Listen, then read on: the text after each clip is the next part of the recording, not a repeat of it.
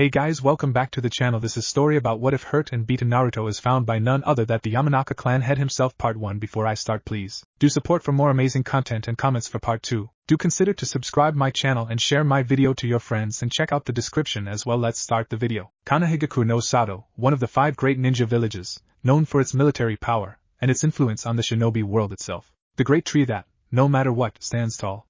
It has participated in every great shinobi war and emerged victorious. It is the home of renowned heroes, legends who have made a name for themselves, drenching the soil with blood and striking fear in the hearts of their enemies. Hidden in a deep forest, it lays just below the gaze of its past guardians, now carved in stone. But even now, as the ages pass by, they keep up their job of protecting the village, the same village that saw them born. Although the past of Konoha is bathed in glory, not everything is perfect. Any great garden, no matter how beautiful, well kept or renowned, will eventually grow weeds. Weeds which must be cut to protect the true plants, preserving the sanctity of the community. In the village hidden in the leaves, the weeds are traitors, and as in any other ninja village, they need to be taken care of one way or another. After the Third Great Shinobi War, forgetting about its inner conflicts, the leaf had lived a prosperous and peaceful life. Until the unthinkable happened. 7 years ago, Konoha was attacked, not by an enemy village, but by a demon. A giant fox, the Kyubi no Kitsune, rampaged into the village. Unstoppable as a tornado and lethal as a plague was the fox's assault. Shinobi falling in numbers only equaled by the leaves, withered in the surrounding forests as summer faded. On that cold fall night, cries for help and shrieks of agony could not be drowned out, and all over the village children cried, adding their screams to the terrible, echoing cacophony. It was a tragedy, a catastrophe, a disaster of nature, and for the first time since it sprouted in the land of fire, the tree seemed doomed. But then, in a flash of yellow, the fourth fire's shadow made his way to the battlefield, resolved to stop the demon or die trying. A shinobi of incredible power and skill, Minato Namikaze succeeded in beating the demon fox and sealed it inside a newborn baby, at the cost of his life. Now, 7 years later, the wound inflicted by the Biju is no longer bleeding, but it isn't closed and probably never will be. At nightfall, Konoha will take a rest of mourning for its fallen ones. This is an evening to celebrate the victory over the fox that threatened the leaf. It is a time to celebrate the bravery of the lost heroes and their will of fire. Tonight is the 10th of October, and the leaves are dancing. Heim, where are you? A frantic man called, running through the mass of people congregated at the street, bumping along the way several men and women. The man had sandy blonde hair, tied in a long ponytail reaching to his upper back. He wore blue trousers with tape wrapped at the bottoms, and a long-sleeved blue shirt, below a Konoha jounin vest. On the top of the vest there was a sleeveless red coat, and completing the outfit, he wore hand guards on both arms and the Konoha Hitaiite on his forehead. Damn it, Inoichi! How could you lose sight of your own daughter? He thought, fruitlessly searching for his daughter inside a ramen shop. I need to find her soon, or Mayu will hang me on the village gates by my balls. Ugh, how did I get myself into this mess? Enoichi Yamanaka, head of the Yamanaka clan, was visiting the annual Yondaime festival and having fun with his daughter Eno, but then, in the blink of an eye, she just disappeared. He knew he should have taken his daughter's hand, but she had utterly refused, saying she was a big girl now. And here he was, running through the town searching for his little princess who must be on the streets cold, hungry and frightened. If someone even tries to harm my baby girl, I promise there's going to be hell to pay. The blonde-haired shinobi rounded the corner and entered an alley hoping to find his daughter without any kind of injury. Inoichi went deeper into the dark alley. His instinct, refined by years as a shinobi, told him that something very wrong had happened there. Soon, every step he took was accompanied by the cracking of little pieces of broken glass on the floor. Occasionally, his vision would wander to a trash can, broken window or graffiti that caught his eye. Every muscle on his body was tensed and ready to spring to action should something, or someone, jump to attack him. His senses, sharpened, tried to catch any sign of a trap. Then a somewhat strange, but familiar smell came to his nose. This smell, is it iron? No, it is more like blood. Inoichi's heart rose to his throat, and a chilly wind crept up his spine. Blood. Something that every shinobi must be familiar with. After all, their job often consists in killing the appointed target, but that didn't mean that he had to like it. For many shinobi, the smell or sight of blood often reminds them of everything they have lost, of all the comrades they have seen as the light fades from their eyes, and the sickly reminder that the blood stays warm, even after the bodies have turned cold. Inoichi ran forward, following the smell. On the floor he saw a figure, lying there with its blonde hair tainted by red. The Yamanaka froze and stood there, slightly trembling, thinking the body was from his blonde daughter. On closer inspection, however, he observed that the hair had a different shade when compared to Eno's platinum color. The jounin took a step forward and crouched next to the body, to get a better look. The body was of a child no more than 10 years old. Inoichi turned the body from its face-down position to see the face. The child's bruised visage had blanched because of the loss of blood, and had 3 whisker marks on each cheek. Wait, whiskers? The Jinchuriki the jounin immediately checked his pulse and was surprised. Although weak, the boy was still alive. There was no time to lose, he needed to take the boy to the hospital. Such deep wounds could only be healed by professionals or the boy wouldn't make it. I can't believe it. Where the hell are the ENBU when you need them? Enoichi took the boy in his arms and cringed from the gruesome sight. The Jinchuriki's shredded t-shirt lay forgotten on the wet floor, revealing the deep stab wounds and cuts on his chest. One particularly nasty gash ran from his left shoulder all the way to his stomach. The legs weren't much better, and Enoichi deducted from the burnt pants and legs that someone had used a fire jutsu against him. The Yamanaka could continue inspecting the numerous wounds and scars on the boy, but he had to get moving. Using chakra, he began running up the wall, and once on top of the building, the Jonin took off, jumping from roof to roof. How could someone do this, thought Enoichi while jumping to the next roof. Using a jutsu against a defenseless child, I never thought a ninja would sink so low. Almost there, hang on, Naruto, said Enoichi, although he knew he wouldn't get a response from the grievously injured child. The blonde shinobi was jumping as fast and far as he could, hoping to get to the hospital sooner. He didn't want the boy to die. He just couldn't understand how people could be so stupid. Jinchuriki or not, he's just a little kid who hasn't done any harm to anyone. He had heard rumors about mobs attacking Naruto, but he hadn't thought it could that bad, and it had taken the young boy slowly bleeding to death in his arms for him to realize the truth. You didn't even choose to become a Jinchuriki, you were made one, said the clan head while looking down to Naruto. Why did Minato pick you, kid? All the people who were 15 years old, or older, by the date of October the 10th knew that the Kyuubi had been sealed inside Naruto. That information was released to the public by the Sandaime Hokage shortly after the attack ended. The Sandaime had hoped that the people would understand and respect the deceased Yandaime's wish of seeing Naruto as a hero. Too bad the aged Sandaime forgot something really important about life. Human ignorance knows no limit.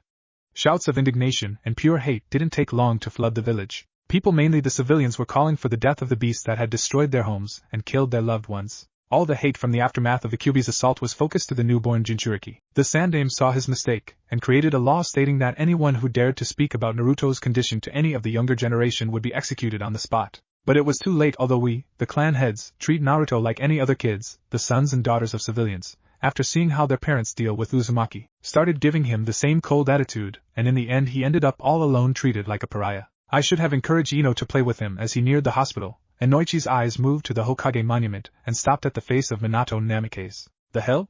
Enoichi Yamanaka came to a halt and looked down, or, more precisely, down to Naruto's face. No, it can't be. Minato wouldn't have left a random kid with such a burden, much less someone as lonely as an orphan. He wouldn't be able to ask a family to sacrifice their sons or daughters then. Who? But Kushina was pregnant. Minato and Kushina were very close to each other. His eyes widened like saucers and he almost dropped Naruto, because of the shock that came with his inevitable conclusion. Minato Namikaze not only sacrificed himself for the village. Enoichi now truly knew who he was carrying in his arms.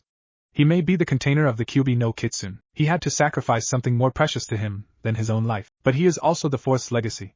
He sacrificed his own son, Namikaze Naruto. Oh shit! Sarutobi Hiruzen, dressed in the usual Hokage robe and hat, stood in front of his window, overlooking the village. The gentle breeze caressed his aged face, and the sound of the music along with the laughter of the children playing below allowed the old Hokage to relax. He had just heard some very disturbing news about the safety of a child he had come to care as a surrogate grandson. Half an hour ago, Naruto Uzumaki had been checked into Konoha's general hospital barely alive and with several injuries adorning his skinny body, in the arms of an irate Enoichi Yamanaka.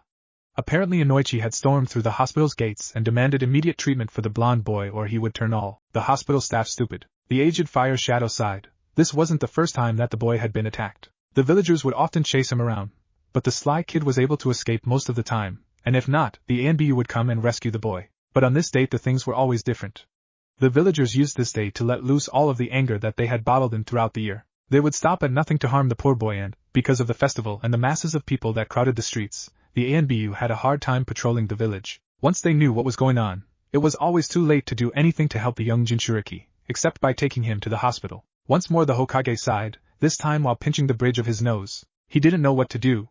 He wanted to help the boy, but he couldn't be there for him all of the time. He had tried to explain Naruto's condition to the civilians, but it was a lost cause. They had been already swayed by the words of his charismatic rival Konoha's war hawk Danzo Shimura. Danzo Sarutobi grumbled. Although he knew that all that the Konoha elder did was for the good of the leaf, he just couldn't accept his methods. 7 years ago, right after the sealing took place, Danzo approached Sarutobi and tried to convince the reinstated Hokage to let him train the boy. He had said that he could make him a great asset for the village, a tool that would kill and die for the sake of the great tree. Of course, Hiruzen refused.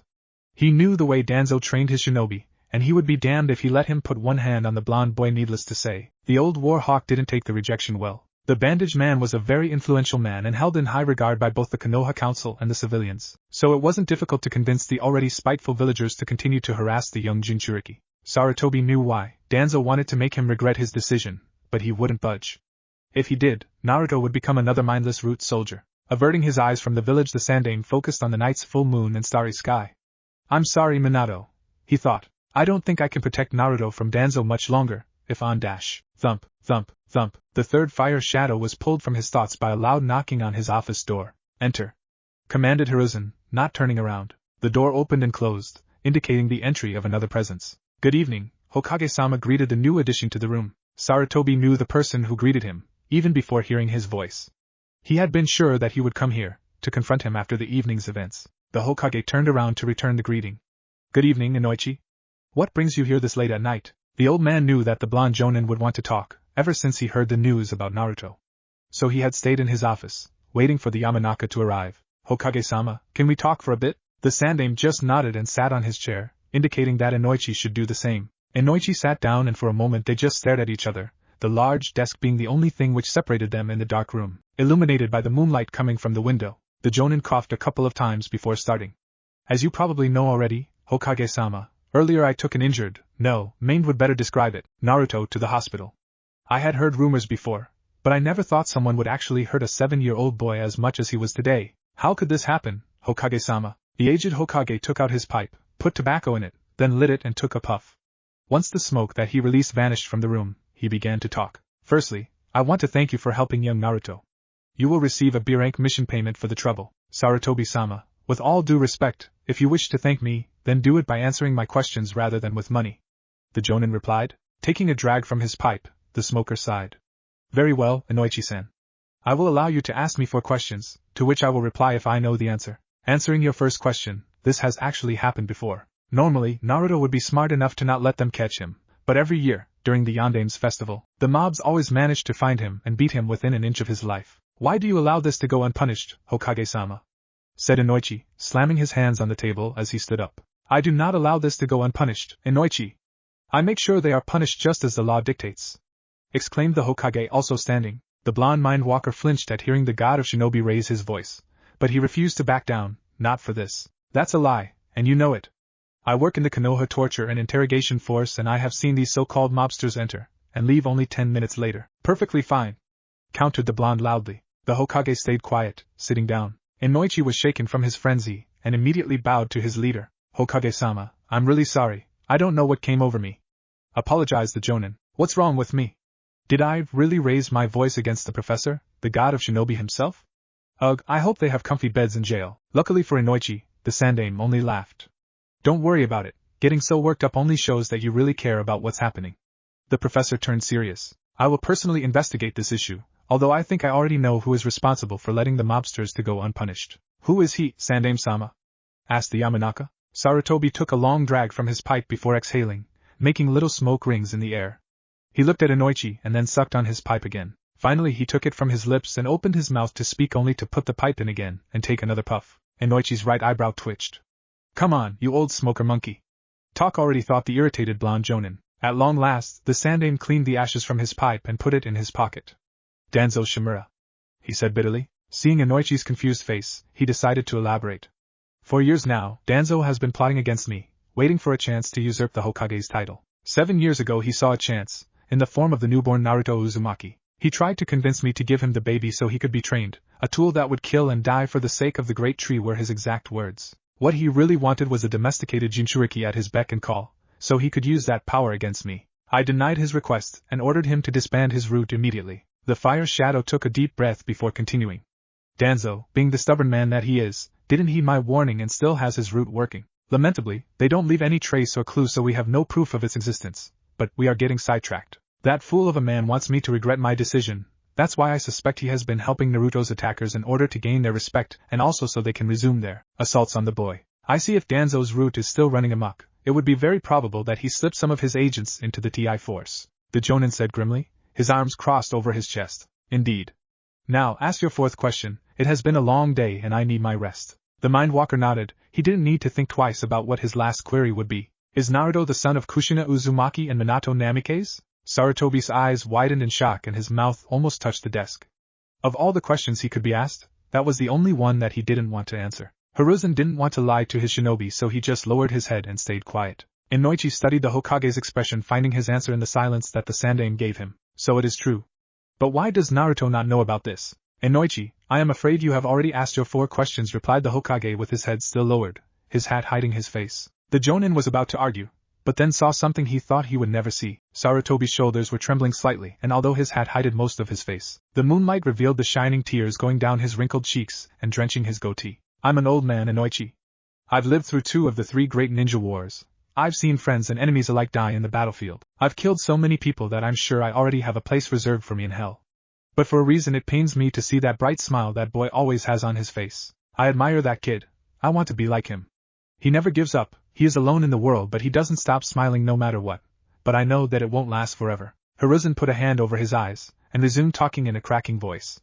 I am afraid. I don't want to see that smile of his break, every day that passes it looks like he has to force himself and more to try and look happy. It hurts me to see him forcing himself, and it kills me to know that I can't do shit to help him. The god of shinobi finally lost a war, years of pent-up emotions came over him and he couldn't stop the flow of tears. What's the point of being called powerful, if I can't protect a single child? Whispered the old Hokage, sobbing uncontrollably. Enoichi understood what the Kage meant. When I was in the alley and mistook Naruto's body for Eno's, I felt useless, powerless. This only proves that even the strongest people have their moments of weakness. Sarutobi recomposed himself and said, I want to protect Naruto, that's exactly why I don't tell him about his heritage. If Iwagakure knows that the man that they curse every day had a son, they wouldn't hesitate to send assassins to kill the boy as some kind of payback. Be that as it may, you should still tell Naruto about his parents. When the time comes I will, but for the meantime he has suffered enough. Yes, he has suffered enough. That is why he deserves to know. If the people know that he is the son of the Yondaime, then he would be treated with more respect. Why can't you understand that I don't want to endanger the boy? He is not ready. If he is attacked by a shinobi, then he would surely die. He is already being attacked by shinobi in here, in his own village. What? Is that true? Enoichi nodded. When I found him, he had his legs burnt. I think it was because of a fire jutsu, Hokage-sama. The Sandaime gripped his hands in rage and said through clenched teeth. How can a ninja fall so low? I asked myself the same question, sir, but never mind that. I won't insist anymore on telling the boy about his heritage. I understand that you wish to protect the boy, but also the village. Hiruzen nodded sadly. Enoichi was right on the spot. Yes, he wanted to protect the child, but he was the Hokage and he couldn't neglect his people. Let me train Naruto, Lord Hokage. This was the second time that someone had requested that. 7 years ago he denied this request to Danzo, but this time it was different. Enoichi didn't want to make Naruto into a tool. He wanted to help him, just like himself. The Hokage stayed quiet, still thinking about what he should do. I promise you that if he becomes my disciple, he will have food to eat and a house to call home. I want to train him so one day you can tell him about his parents without fearing for his life. But don't worry, I will also teach him about everything he needs know. I want to grow him into a great man, just like his father was. So this is what all is about, said the fire shadow while narrowing his eyes. You only want to help him because of his father. I assisted him before even knowing about his parentage, Hokage-sama. The blond man exclaimed, feeling insulted by what the Hokage insinuated. I don't want to see what happened today repeat itself. That's why if you really care about the boy you will let me teach him. The gray-haired man stared at Enoichi trying to find out if he was lying, but couldn't find deception in the man. He came to a decision, maybe he couldn't protect the boy any longer, but someone else could. Alright Enoichi, I will allow you to make him your pupil, but only if he wants to. Tomorrow we will go to the hospital and ask him, is that alright with you? Yes, Hokage-sama, replied the Jonin. Then you're dismissed. Enoichi Yamanaka stood up from his chair and bowed to the Sandaime, before turning around and walking towards the door. Just when the blond man was about to turn the knob, he heard his leader's voice again. Enoichi, I am sure Naruto will accept your proposal. That's why I asked you, not as a Hokage, but as a grandfather, that you take good care of him. Sarutobi, once again looking at the moon, said. The Yamanaka smiled and replied. I promise that I will take good care of him, Sarutobi-sama. And with that the door closed, leaving the aged Kage alone with his thoughts. The night was at its peak, the festival had for the most part already died and the once crowded streets were now totally empty with the exception of one soul. Enoichi Yamanaka was finally ready to go home to his beloved wife and daughter.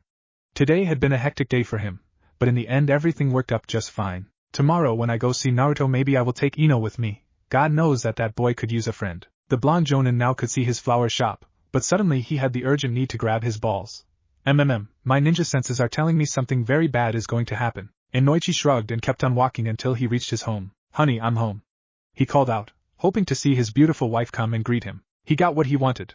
From one of the many doors of the hallway came out his wife wearing a simple white robe over her purple satin nightgown. Her long platinum blonde hair was tied up in tight bun on top of her head, with only one thin bang framing her delicate smiling face. Mayu Yamanaka marched towards her beloved husband, and when she got close enough started talking. "Hello dear, where were you? Oh my dear Mayu, it is so good to be back home, you won't imagine how crazy my day was." Enoichi pulled her wife into a hug and kissed her forehead. "Poor husband, you must have it pretty rough. Say, you wouldn't know where Eno is, do you?" Realization hit Enoichi hard and slowly he withdrew himself from the hug he was sharing with his wife. "Of course you wouldn't know."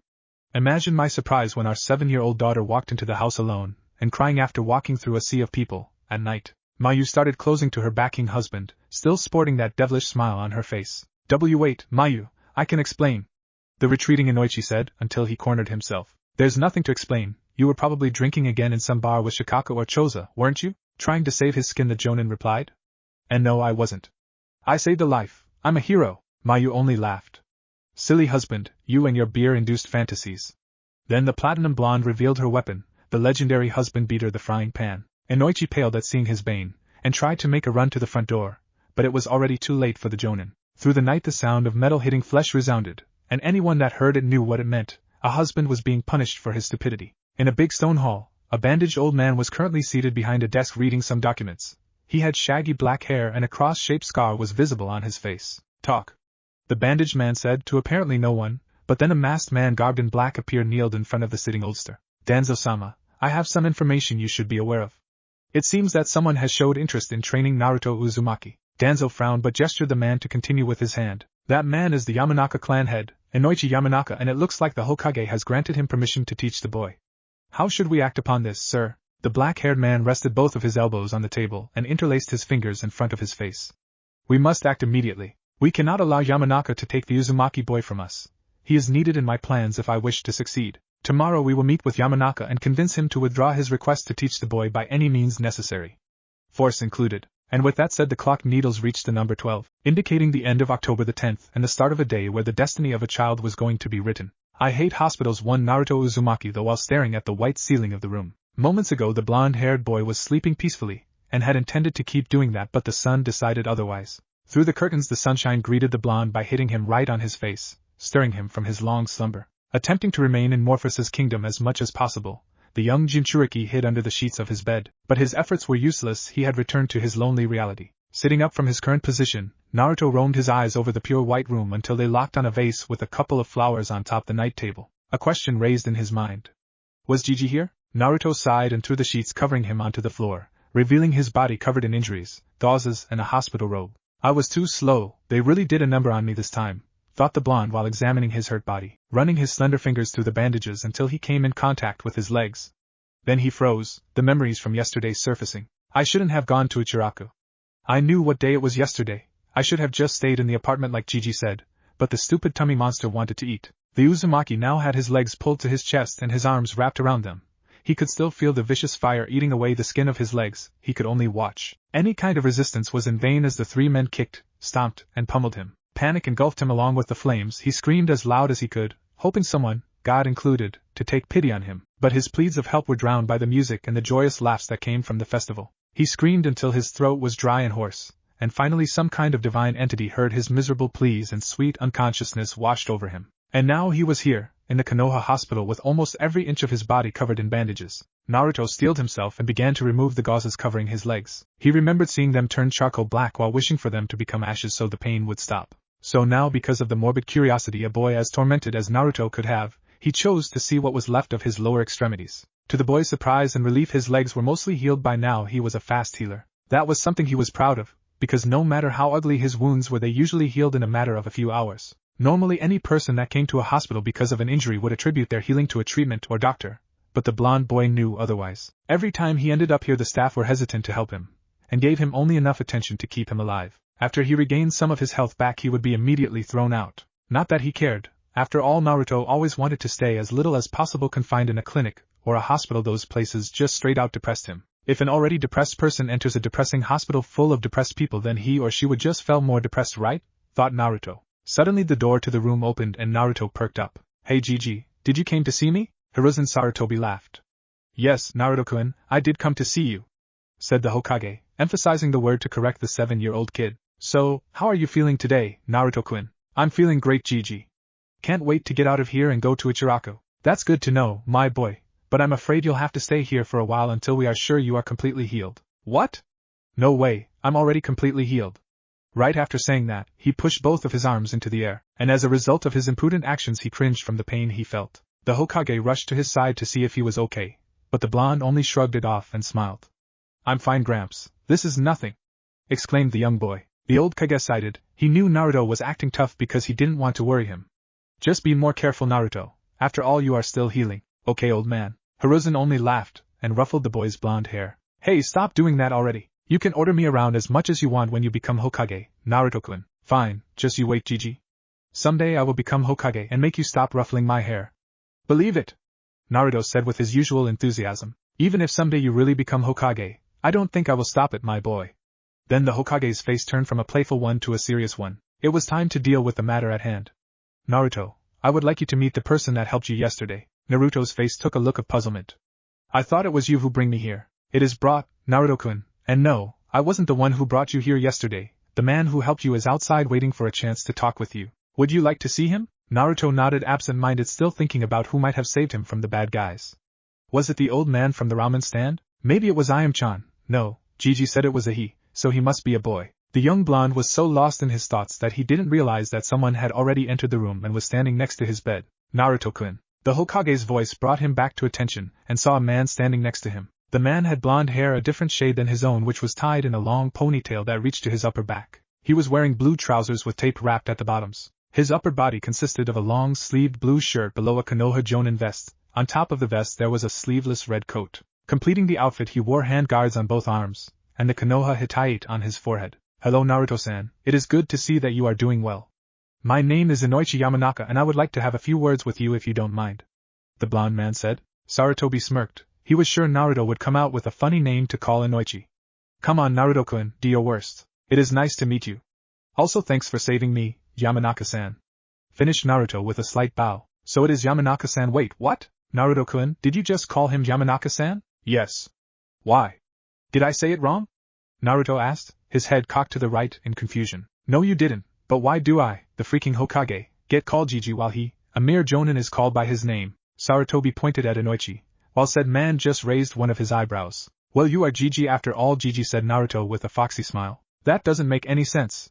Of all of the ways you could have named Enoichi, you call him Yamanaka-san. You could have called him Blondie, Unmanly Man, or even Sissy Guy. By now Enoichi's right eyebrow was twitching, a tick mark formed on his forehead, and he was glaring heatedly at his leader. Don't be silly, Gigi, why would I call him that? Sarutobi slumped and gave up. Once the boy decided on something there was no point in trying to change his mind also. Enoichi's glare was starting to hurt him. The jonin coughed a couple of times to regain his composure, and addressed the little boy. You are very welcome, Naruto-san. Now it is time to get serious. Enoichi grabbed a chair and dragged it to the side of the bed, before sitting down so he could look at the boy in the eyes. I have a proposal for you, Naruto Uzumaki. Would you like to become my disciple? Disciple? What Enoichi means is that he wants to train you in the shinobi arts, Naruto-kun. The Hokage said, cutting into the conversation. Naruto was truly shocked. Why would you want to train me? I'm not strong or fast, also most of the people in the village hate me. If the reason is only because you feel bad for me, then I will have to refuse your proposal, Yamanaka-san. Enoichi thought quickly and replied. You're wrong. It is true that I felt bad for you when I saw you, but that is not the reason I want to take you as my apprentice. I have seen the way people treat you and I can honestly say I am repulsed by it. No one deserves what you have been through. The people in this village have been a bunch of ignorant fools, me included, and I wish to repair some of the damage we have done to you. Also, I can't just ignore the great latent talent that you possess. Believe it or not, you are incredibly strong. Being able to survive all that has happened to you is more than proof enough to that. Besides, you remind me of a good friend of mine, Naruto-san. Really? Who?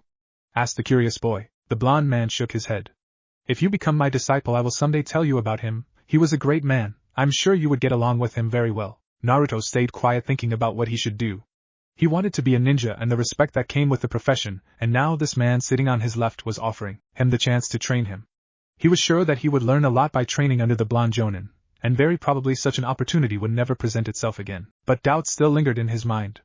After all, he just met the guy. There was always the possibility that the blonde man was only trying to trick him, and then hurt him. The Hokage was surprised to see the boy acting so hesitantly. He imagined the boy would be happy after hearing that he could actually be trained by a jonin. Naruto-kun, Enoichi-san is a loyal shinobi of Konoha and one of the best in his job. If he were to train you, then you would surely be closer to your dream of being Hokage. Also, I assure you that he will take care of you if you decide to accept his help. The young boy perked up at hearing the Hokage. He expected to learn a lot. But could this man really help him reach his nearly impossible dream? Hokage-sama is saying the truth. I want to train you, but also I want to grow you. I will provide you with food and a place to call home. If you need help in anything I will help you, and if you are in danger I will protect you, this I promise. Naruto was speechless. This man not only wanted to help him become stronger, he was also offering him food, a house to live in, and protection. Almost like a dad, thought the Uzumaki. Naruto Uzumaki made up his mind. He decided to believe in the man called Eno Yamanaka. The tension was killing the two older men, but they felt relieved when the blonde kid turned to them and gave a wide grin. When do we start? Said the still grinning Jinchuriki. Hiruzen laughed, and Enoichi sighed in relief. We will begin with your training when you are released from the hospital, and that should be by tomorrow. What? But I'm feeling fine already. I heal really fast, Enoichi-sensei. Enoichi-sensei, not bad, I like how it sounds, thought the Jonin of the Leaf. Naruto-kun, as your sensei I know what's best for you, so you should believe in me when I say that you should stay here one more night so we can make sure you're completely healed. The whiskered boy pouted, but nodded. Fine, I will stay in this boring hospital if you say so, sensei. The Jonin grinned at the pouting boy. Don't worry, later on today, I will bring my wife and my daughter so they can meet you. The young blonde nodded, but still looked depressed. I will bring you ramen. Instantly the boy's depressed mood disappeared and now only happiness could be read in the boy's face. Yes. You are the best, sensei. Sarutobi couldn't help but smile at how quickly teacher and student were bonding. Enoichi-san, I think it is time for us to let young Naruto rest. Understood, Hokage-sama? Naruto-kun, I will see you later today, okay? Enoichi stood up and started walking out of the room, following the Hokage closely. Alright, see you later, sensei and Gigi. As soon as the two men were out of the room, Naruto lay back down into his bed and once more he was looking up at a pure white ceiling. Maybe things will really change this time, and with that thought in his mind, Naruto closed his eyes to rest until his new sensei came back. Eno was bored. No, scratch that, she was beyond bored. As soon as her father came home, he insisted in talking to her mother alone about some important business, or at least he said it was, and left her in charge of the flower shop by the meantime. Normally she would be glad to be able to help her mother, but today almost no one passed by to buy something, leaving poor Eno with nothing to do except read a magazine. She was curious about what her parents were talking about. From time to time she could hear her mother screaming at him, something that wasn't really abnormal. But what really threw her off the loop was that her father was yelling back, something very rare in him. When the yells shaking the house ended, sobs didn't take long to make themselves heard. Now Eno was really worried. Did they have a big fight or something? Thought Eno while trying to push her ear further into the living room's door so she could hear better. Although her efforts continued, she was not able to hear any more of their conversation. They were probably whispering. After all, even her parents knew how much of a gossip monger their daughter was. Shrugging, the young Yamanaka returned to her watch point behind the counter of the flower shop. Soon after, both of her parents entered the flower shop and they immediately spotted their daughter who was watching them with a curious glance. Mayu, knowing how persistent her daughter could be with anything that was gossip-related, just sighed and directed at her. Eno-chan, it looks like your father has gotten himself a new apprentice. How about we go meet him? Eno blinked a couple of times. Wow. That was easy, we were going to tell you anyway, so it doesn't matter, shrugged Mayu. So what do you say, Enoheim, do you want to meet Daddy's new disciple? Eno's father asked her. Eno thought for a bit before answering. Sure Daddy, I would like to. Replied a smiling Eno. While anything is better than staying here, I guess, was left unspoken. Hearing his daughter's answer, Enoichi began to close the flower shop with the help of his wife while Eno went to her room to change. As Eno was walking up the stairs, she couldn't help but wonder who had caught her father's eye. She knew exactly who her father was. He was one of the most respected and powerful ninja in the village and a member of the renowned Eno Shikucho trio, one of the best teams in all the elemental nations.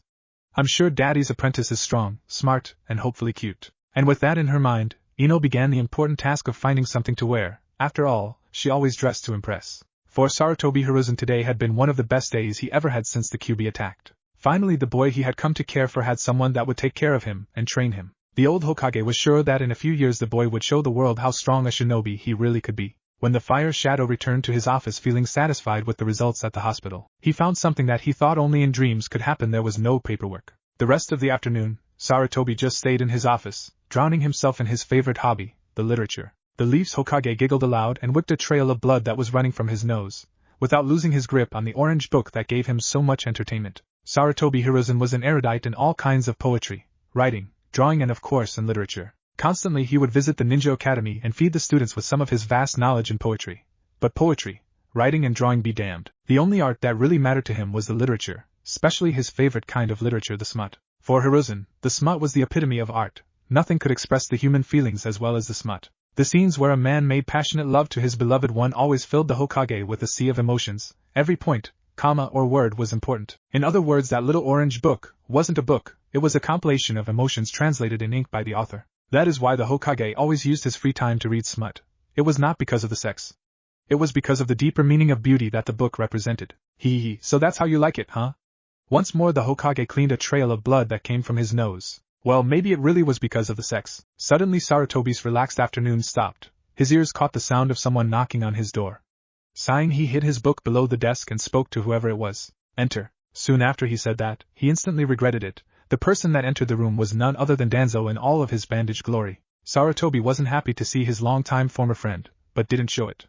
What do you need, Danzo? I have just heard some very interesting news, Sarutobi. Is it true that Eno Yamanaka is going to train the Kyuubi Jinchuriki as his new disciple? The aged Hokage frowned.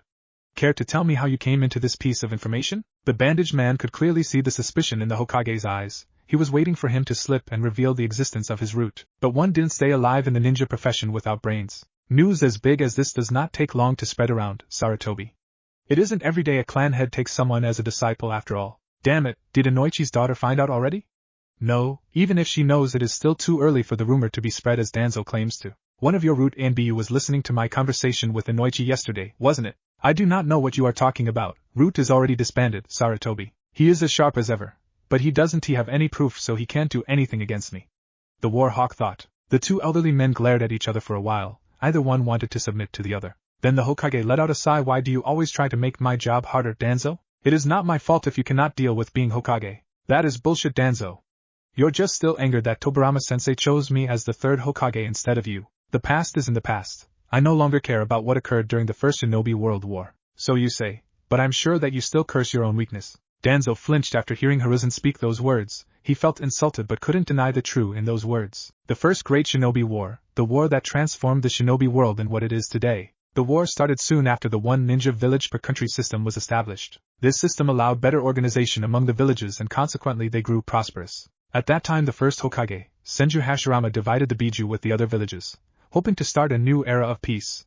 But that only fueled the greediness of the villages. The war taught the great ninja villages new tactics that are still used nowadays, but it also showed them how horrible a war against each other could be. During the conflict both Senju Hashirama and Tobirama died, but the latter one made sure to appoint his successor as the leader of the Leaf. It happened on a mission during the war. Team Tobirama alongside Kagami Uchiha, Torafu Akimichi and Danzo Himura were in a pinch. During the mission something went wrong and they found themselves being tracked by a special team made up of 20 elite cloud ninja called the Kinkaku Force. It was just a matter of time for the Leaf Shinobi to be surrounded by their enemies.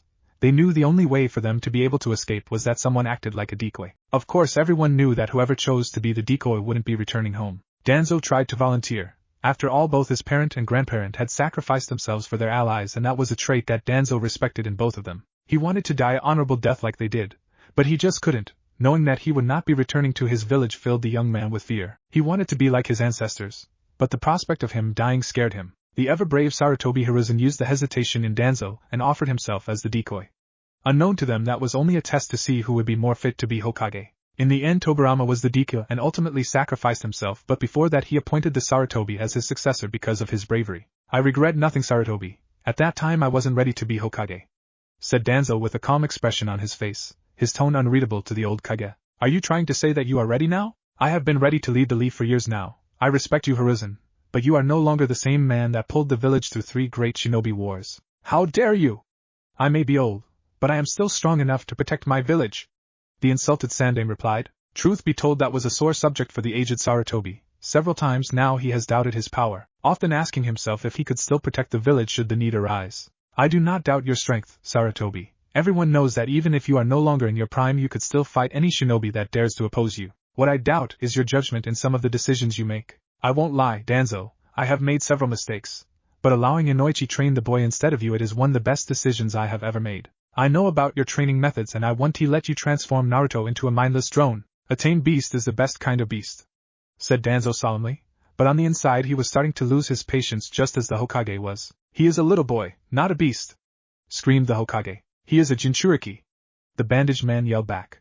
If we were able to suppress its feelings, then we would not need to worry about the Kyuubi being released. Also, with such a powerful weapon we would ensure the village's safety. How can you even think about sacrificing a child's life, Danzo? Sarutobi's voice was getting louder by the second, but it also carried disappointment directed at his old friend. Open your eyes, Sarutobi. In wars it doesn't matter if you are an adult or a kid, the only thing that matters is if you are able to wield a kunai to take someone's life. We have seen that many times before. In wars there are only tools and the people who use them. Shinobi are those tools and they live to spill the blood of their enemies. What does the life of a tool matters if it means protecting your home? I understand what you are saying, but you won't change my mind. Trust me, Danzo, this is for the best. The old warhawk sighed.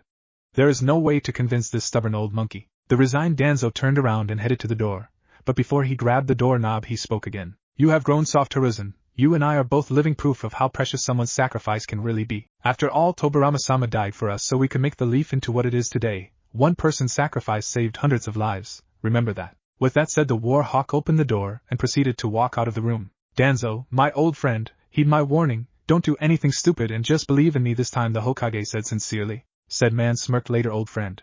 And with those words spoken, Danzo left room, knowing what he must do. Tonight he had a date with destiny. You are that boy from yesterday. An enraged blonde girl yelled as she pointed at a small boy that was resting on a bed. The hospital room filled with blondes got quiet after hearing the outburst of the small girl. Her parents were confused by her attitude, but before one of them could speak up, the girl beat them to it. I won't accept a jerk like you be trained by my daddy, Eno Yamanaka said, and afterward ran off from the room, but was followed closely by her mother who had a worried look on her face. Eno-chan, wait up. After the blonde woman left the room hopping to catch her daughter, only two blonde men remained, one with a look of shock on his face, and the younger one just remained silent, and with his head bowed. You two knew each other, Naruto? Naruto nodded, still with his head lowered. He didn't want to see the face of the man who had offered him to teach him just some hours ago. He knew what was going to happen now. The blonde man would scream at him and hate him just like everyone else. Naruto-kun, look at me. Eno Yamanaka told the blonde boy, but said boy just remained in the same position as if he was petrified. Naruto, as your sensei I command you to look at me. The Uzumaki was surprised that the man still called himself as his sensei. Slowly he raised his head and focused on the blonde jonin on his side. The jonin gave a smile to the boy once he was looking at him in the eyes. Naruto, listen well, you must always keep your head held high and speak with others looking at them in the eyes. You are the same as anyone else, so you don't need to feel inferior to the others.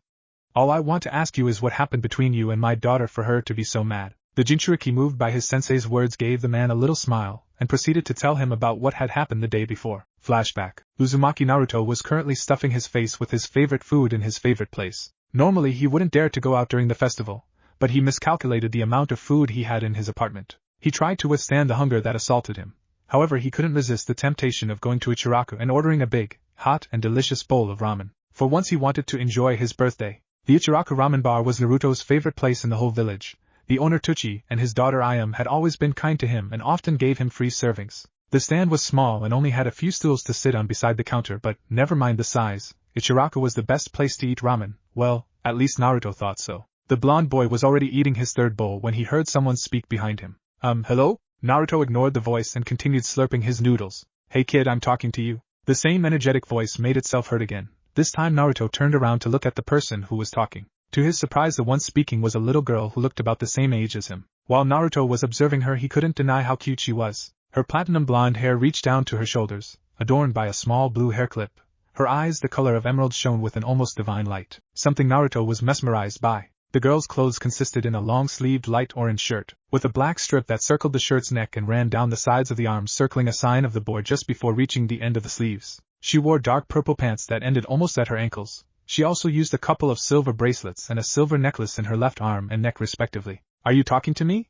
Naruto said while pointing at himself. The blonde girl stared at him like if he was dumb. Duh, of course I'm talking to you. You are the only kid in here. Naruto laughed sheepishly and rubbed the back of his head. You are right, so what do you need? The boy tried to sound cool but failed miserably. This was the first time a girl his age ever talked to him, and he wanted to give her a good impression, but his nerves were in the way. Luckily for Naruto, it seemed that the girl didn't hear his stuttering, or maybe she just didn't care.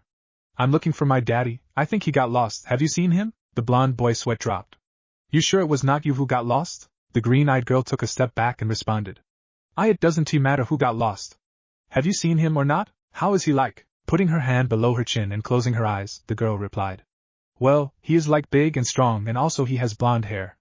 Oh, he also is a shinobi and one of the best in his job. Naruto, though, for a moment trying to remember if anyone fitting the blonde girl description entered the stand. Sorry, no one with yellow hair has come in here, the girl sighed. Well, thanks for the a loud growl that could have scared the fiercest of the beasts interrupted the young girl, making her embarrassed because the growl was coming from her, more specifically, from her stomach. The ramen stand got silent after the beast-like growl was heard. Neither the boy nor the girl moved, feeling like if the time had frozen. Finally the uncomfortable silence was broken by none other than Naruto, and his boisterous laughing. The poor girl's face flushed red in humiliation. Don't laugh at me. Meanwhile Naruto was holding his sides, still laughing hard. When he finally stopped, the girl was already fuming. Are you done? Asked the blonde girl while glaring at the boy sitting on the stool. Sorry, are you hungry? Wow, you are a genius! Exclaimed the girl with sarcasm dripping from her words. Okay, I understand, I'm sorry, it was mean of me to laugh at you. You can have one of my bowls if you want. I'm not really a fan of ramen. Countered the still mad girl. If you say that, then I'm sure you haven't tasted Ichiraku's ramen. This is the food of the gods. And also it looks like you really need it to bail. The platinum blonde girl reflected on what she should do. I'm really hungry and I don't have money with me. I'm sure daddy will be fine without me for a while. Whatever. With that said, the girl walked to the stool next to the boy and sat on it. Naruto immediately passed her one of the bowls that was waiting to be eaten by him. My name is Naruto, by the way. Nice to meet you, Eno. The girl presented herself before staring at the bowl Naruto passed her, which was filled at the brim with warm broth, noodles and other ingredients she couldn't recognize. Carefully the blonde girl poked at the strange mix with her chopstick. Then she gathered all of her courage and tasted the ramen in front of her. Eno's eyes opened wide in surprise. Naruto wasn't exaggerating. This is the best ramen I have ever tasted. The girl closed her eyes to enjoy more the pleasure that the heavenly flavor was giving to her mouth. When she opened her eyes she was face to face with the blonde kid. Eno almost fell from her stool because of the sudden approximation of Naruto. So? Isn't this ramen the best in the whole village? Asked the young Jinchuriki with a big grin on his face. Alright, I admit it. This is the best ramen I have ever tasted in my life. Well, thank you for the compliment, young lady. Both blondes turned to look at the man behind the counter. Hey there, Aji-san, meet Eno. She is another ramen lover, just like me. It is nice to meet you, Eno-san. My name is Tucci. I am the owner of this ramen bar. The dark-skinned man told the girl with a smile on his face and a chef cap on his head. Nice to meet you too, Tucci-san. Excuse me, but have you seen my father pass by? Ah. That's right, Aji-san. Eno-chan here is lost. No, I'm not.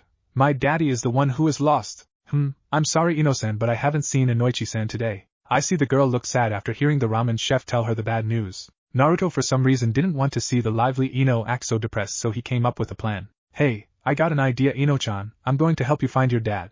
Proclaimed an excited Naruto to the platinum blonde girl sitting next to him. Really? Thank you, Naruto, I appreciate it. Eno said while showing a bright smile to the whiskered boy, who blushed at the sight. And no problem. Let's look for him together after eating, of course. Two blonde kids were exploring every nook and cranny of the village, desperately looking for the father of one of them. It was a wild goose chase. There were just too many people crowding the streets to be able to find someone, but not even the cold night was able to freeze their spirits. After 30 minutes of extensive searching they returned to the place where they started. It is useless, Naruto. Finding my daddy when there are so much people is impossible, said Eno while leaning against the wall of the building next to Ichiraku. Come on, Eno-chan, don't give up, we will find him, Dadabayo. Naruto's words reassured Eno and gave her the strength she needed to continue. The platinum blonde smiled at the boy. You're very kind, Naruto, you know that? Naruto turned his head so Eno would not see him blush because of her compliment, and then spoke to the blonde girl. Anyway, I guess we should stay here and wait if your dad comes by. After all, in this street there's few people. Eno giggled when she saw Naruto attempting to hide his blush. You are right. Here we have good visibility, so we would be able to spot him easily. The two kids stood next to each other in a comfortable silence. The music of the festival reached their ears while they saw people passing by, but no one had the kind of blonde hair they were looking for. Suddenly something caught Naruto's attention. Walking down the street he could see three dim figures and they were acting abnormally. The figures were walking unsteadily, almost leaning against each other. Naruto could clearly hear their loud chuckles and slurred words. He grew worried when he saw how they pointed at him, and Eno. And finally he heard the words he feared the most. There is the demon child. One of them screamed. The three figures began accelerating their steps while screaming and laughing maniacally. Naruto had to act quickly. He now knew that those men were drunk and would do anything to hurt him. He thought about running away, but then he glanced at Eno and saw her worried face. Naruto, what is going on? Why are those men coming at us, and what are they saying? The Jinchuriki panicked. He feared that those men in their drunken stupor would try to hurt Eno. He could not let that happen. If they see her she will be killed. With that in mind Naruto acted. The Uzumaki turned to Eno and then pushed her as hard as he could into an alley. Afterwards he ran as hard as he could towards the drunk men and tackled them to the ground. Why you? Damn demon, I'm going to kill ya! One of the three men said before he and the other two men chased the escaping blonde into an alley. Meanwhile Eno was on the floor. After Naruto pushed her she crashed against the garbage can and fell, covering her in trash. Ugh, groaned Eno loudly. Why did he do that? He told me he would help me find my dad and now he has abandoned me here. The covered in filth blonde stood up shakily and dusted herself off. Eno sniffed and felt tears brimming at her eyes. Naruto had betrayed her and now she was cold, scared and alone. Daddy, where are you? End of flashback. So that's what happened. The only Yamanaka in the room was now leaning against the wall next to the kid's bed thinking about what the young boy had told him. Yeah, I'm sorry about what I did, Naruto told him with a sincere tone of voice. Why are you sorry, Naruto-kun? If what you told me was the truth then I should be thanking you. You did the right choice at pushing Eno so they wouldn't see her. Drunk people are the most unpredictable of all. Naruto was once again relieved that his sensei wasn't mad at him, but he still felt bad for Eno. He wanted to apologize to the blonde girl but he doubted she would even want to see him. Enoichi could clearly see what was bothering Naruto, so he put a hand on the boy's head and spoke to him. Don't worry, Naruto. I will talk to Eno later and tell her the reason why you pushed her. You will see that by tomorrow everything will be just fine. Naruto smiled to the jonin. Thanks for everything, Enoichi-sensei. The blonde jonin smirked. Just wait until our training starts, and then we will see how thankful you really are. Naruto paled at seeing his sensei's creepy grin. He could only imagine what kind of devilish training he will have to go through, but he didn't care. He was excited at having the chance to learn from a strong jonin. Rewrite, I will give it my best. Good, because I won't accept anything else from you. Now I think I should leave. You need to rest and I need to talk to Eno. Tomorrow as soon as the hospital's doors open I will come to take you to your new home. Will why you really return tomorrow? The boy asked unsurely. Of course, Naruto-kun, it is a promise. Naruto showed a big smile to the jounin, a smile full of life, excitement and joy, a perfect example of how a kid's smile should be. Now he understood why the Sandaime wanted to protect his smile. It was impossible not to smile back. You got yourself a disciple, Enoichi? In a bar 3 good friends sat next to each other. They had been together in the good and the bad times, in dangerous missions and in wars, but they always worked as a team, or better said as a one. I'm surprised, Enoichi. Being a sensei is really troublesome, said a man with 2 scars on the right side of his face as well as a goatee on his chin. For you Shikaku, everything is troublesome. Hey waiter, bring me one more round of everything in your menu, will you? A big man with blue marks on his cheeks, long red hair and a piece of white cloth tied around his forehead spoke up cheerfully. Don't tell me what I have to do, Choza. I got too much on my plate these days. The man in the black and spiky ponytail told the big man before taking another sip of his sake. Sure you do, sure you do. The man named Choza stated disbelievingly before munching away on the food that had just arrived to their table. Suddenly Shikaku and Choza heard sobbing coming from the space between them. When they turned their heads they saw a man with sand blonde hair resting his head on the table and his left and right hands grabbing a saucer and a bottle of sake respectively. Are you crying, Enoichi? The jonin garbed in a mesh shirt, a jounin vest and a brown dirty-looking coat asked his blonde friend. It is just that. I don't know how to feel, Enoichi spoke while sobbing. I'm happy that I will be a sensei, but I'm sad because this means I will have less time to spend with you guys. The man garbed in a samurai-like outfit laughed hard and loud. You're talking the same way you did the night before your wedding with Mayu. Shikaka had a smirk on his face. Don't forget, Choza, that he also talked this way the night he found out his wife was pregnant. Oh, I remember that. He spent all night talking about how happy he was and ended up throwing up on your coat, Shikaku. Yeah, I remember that. Because of you, Enoichi, Yoshino beat me up, spoke Shikaku glaring at the man sitting next to him. Hey, that was your own fault, you lazy bastard. You kept wearing that coat without even washing it for 2 days, argued the Yamanaka. The normally smart man was at a loss of word, so he just replied with the most intelligent word he could come up with. Troublesome. The 3 friends kept talking and joking around some more, but their fun was cut short by the flashy appearance of an ANBU in a swirl of leaves. Yamanaka-san, Hokage-sama wishes to speak with you, please follow me. The ninja in white mask spoke. What you say, what does he want at this hour of the night? The slightly inebriated blonde said with the sake slurring his words. I'm not allowed to tell you, Yamanaka-san, and it is still the evening, replied the mysterious ninja. Fine, lead the way, smartest ANBU-san. And with that the ANBU left the bar with the jonin in tow. Choza, what kind of animal represented that ANBU's mask? Where is he taking me? The blonde man thought while jumping across the orange sky. The ANBU had told him they were going to meet with the Hokage, but they were going in the opposite direction of the Hokage tower. When the now sober Enoichi asked the ANBU where they would meet the Hokage, the ANBU just ignored him and kept on jumping. Now Enoichi was getting suspicious about this ANBU. He had never seen a mask that resembled his and the way he behaved was too emotionless, even for an ANBU. The sand blonde's mind came up with the only reasonable solution that could explain the weird behavior of the masked shinobi. Is he a member of Danzo's root? The Sandaime had warned Enoichi about Danzo and his plans.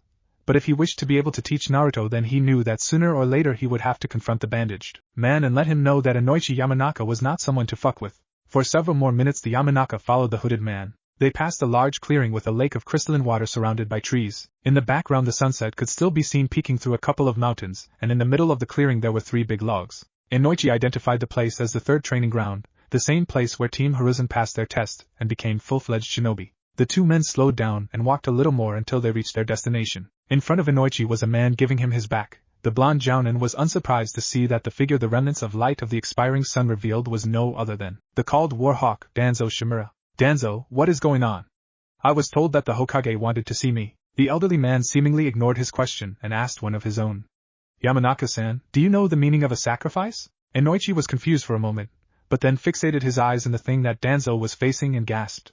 That is the memorial stone, so that is what you mean, you sick man. Cut the puzzling crap, Danzo. If you have a problem about Naruto being my apprentice, then face me and tell me. The old Warhawk turned around and faced the blonde jounin. Very well, Enoichi Yamanaka. I want you to consider once again your decision of teaching the boy Uzumaki. There is nothing to consider, Danzo. I will teach the boy. Enoichi told the old man in front of him. He seems really decided about teaching the boy very well. You leave me no other choice, Enoichi Yamanaka. I will have to use it. Yamanaka-san, why do you want to teach the boy that has caused so much suffering to our village? During the Kyuubi attack, many civilians and shinobi alike perished because of that monster. Some of the shinobi that died were part of some clan like the Uchiha, the Hyuga, the Inuzuka, the Aburame, the Akimichi, the Nara, the Senju, the Sarutobi, and even the Yamanaka. Why do you want to protect the one responsible for the deaths of so many of your loved ones, Enoichi? Enoichi wanted to deny Danzo's words, but he couldn't find it in him. He is right. Naruto is the one who killed many of my friends and family. He is a monster. He does not deserve any kind of pity or mercy. A monster does not deserve pity or mercy. Slowly the old man's words were ingraining themselves deep inside the jounin's mind. You are right, Danzo. Naruto is a monster, the monster that took the lives of my loved ones. Good, Enoichi, you are starting to see the truth. Now you won't train him, will you? I will, Enoichi started to say, but then, Enoichi-san, I am sure Naruto will accept your proposal. That's why I ask you, not as a Hokage, but as a grandfather, that you take good care of him. Sarutobi, once again looking at the moon, said. The Yamanaka smiled and replied. I promise that I will take good care of him, Sarutobi-san. I promised to the Hokage that I would protect his smile. Will why you really return tomorrow? The boy asked unsurely. Of course, Naruto-kun, it is a promise. Naruto showed a big smile to the jounin, a smile full of life, excitement and joy, a perfect example of how a kid's smile should be. Now he understood why the Sandaime wanted to protect his smile. It was impossible not to smile back. I promised Naruto that I would help him, protect him to return tomorrow. I won't believe any more of the crap you are spewing from your mouth. I said I would teach the boy, and that is final, answered an angry Yamanaka. As expected of a Yamanaka, he has strong mental defenses, but it is still amazing how easily he resisted my mind control technique. A frowning Danzo thought, his plan had failed, but he still had a lot of aces under his sleeve. The boy must be trained by me so he can reach his full potential. A perfectly trained and emotionless Jinchuriki would be the perfect weapon. Every other nation would think twice before crossing us. What does the life of a child matter when it means protecting a village full of people? Enoichi sent a glare to the bandaged man, but said man kept on talking. As you know, this place is called the Memorial Stone. This is the place where the names of the brave are carved in stone. The roots that support our village are made of the sacrifice of this men and women who died to protect our village. By denying me the boy, you are dishonoring the sacrifice of our heroes. Continue talking if you wish, but I'm out of here. I won't change my mind no matter what kind of speech you give me. The blonde man turned around and got ready to leave, but Danzo wouldn't he have any of that. You have a wife and a daughter, don't you? Asked the serene old man. Enoichi stopped dead in his tracks and turned to give the old man a glare with all the hate he could muster. Now if looks could kill, Danzo would be underground by now. Don't even think about it, Danzo. The war hawk stood there unfazed by the jounin's glare. It would be a pity if something occurred to them. After all, accidents tend to happen. Are you threatening my family, you bastard? Asked Enoichi through clenched teeth. Now, what could you be talking about? I'm just saying that there could be dangerous people wandering around, watching your house, waiting for a simple order so they can barge in and attack your family. Danzo, you dirty, old bag of bones. When this is over, I will screw your mind so badly that you will think you are a shit-eating rabbit. Do you understand now, Yamanaka? That boy is nothing but troubles. Are you willing to risk your family for him? Smirked Danzo while looking at the seething blonde man. Forget about Naruto Uzumaki and live happily with your family. Enoichi lowered his head. Danzo had him trapped. Damn it, this bastard could have assigned some of his ninja to stalk my family. If I go to the Hokage and tell him about the threats, then who knows what Danzo would do to Mayu and Eno. Enoichi knew that going to the Hokage would be useless. Danzo had too many followers, so it wouldn't be an easy task sentencing him, and he would just put his family at risk. Danzo smirked wider this time at seeing how Enoichi was at loss of words. Good, Yamanaka-san, I think you won. Thump. A loud crashing sound interrupted the old man. He tried to turn his head so he could see what happened, but strangely, he found his body paralyzed. What is the meaning of this? A confused Danzo asked. Threatening a clan head, huh? You really fucked up this time, you troublesome man. Enoichi raised his head after hearing the familiar voice. Behind Danzo he located Choza. using one of his enlarged arms to squash the shinobi with the blank mask whom he had had to follow, and Shikaka standing still with his hands forming the rat seal. He looked to the black-haired Jonin's feet, and he found a shadow coming from him and merging with Danzo's shadow. Nara, I demand you to release your technique. This is an act of aggression towards one of Konoha's elders, and if you don't then you will be gravely punished for your actions, the always-centered Danzo said. And why should he, you fossil? We heard you threatening Enoichi's family.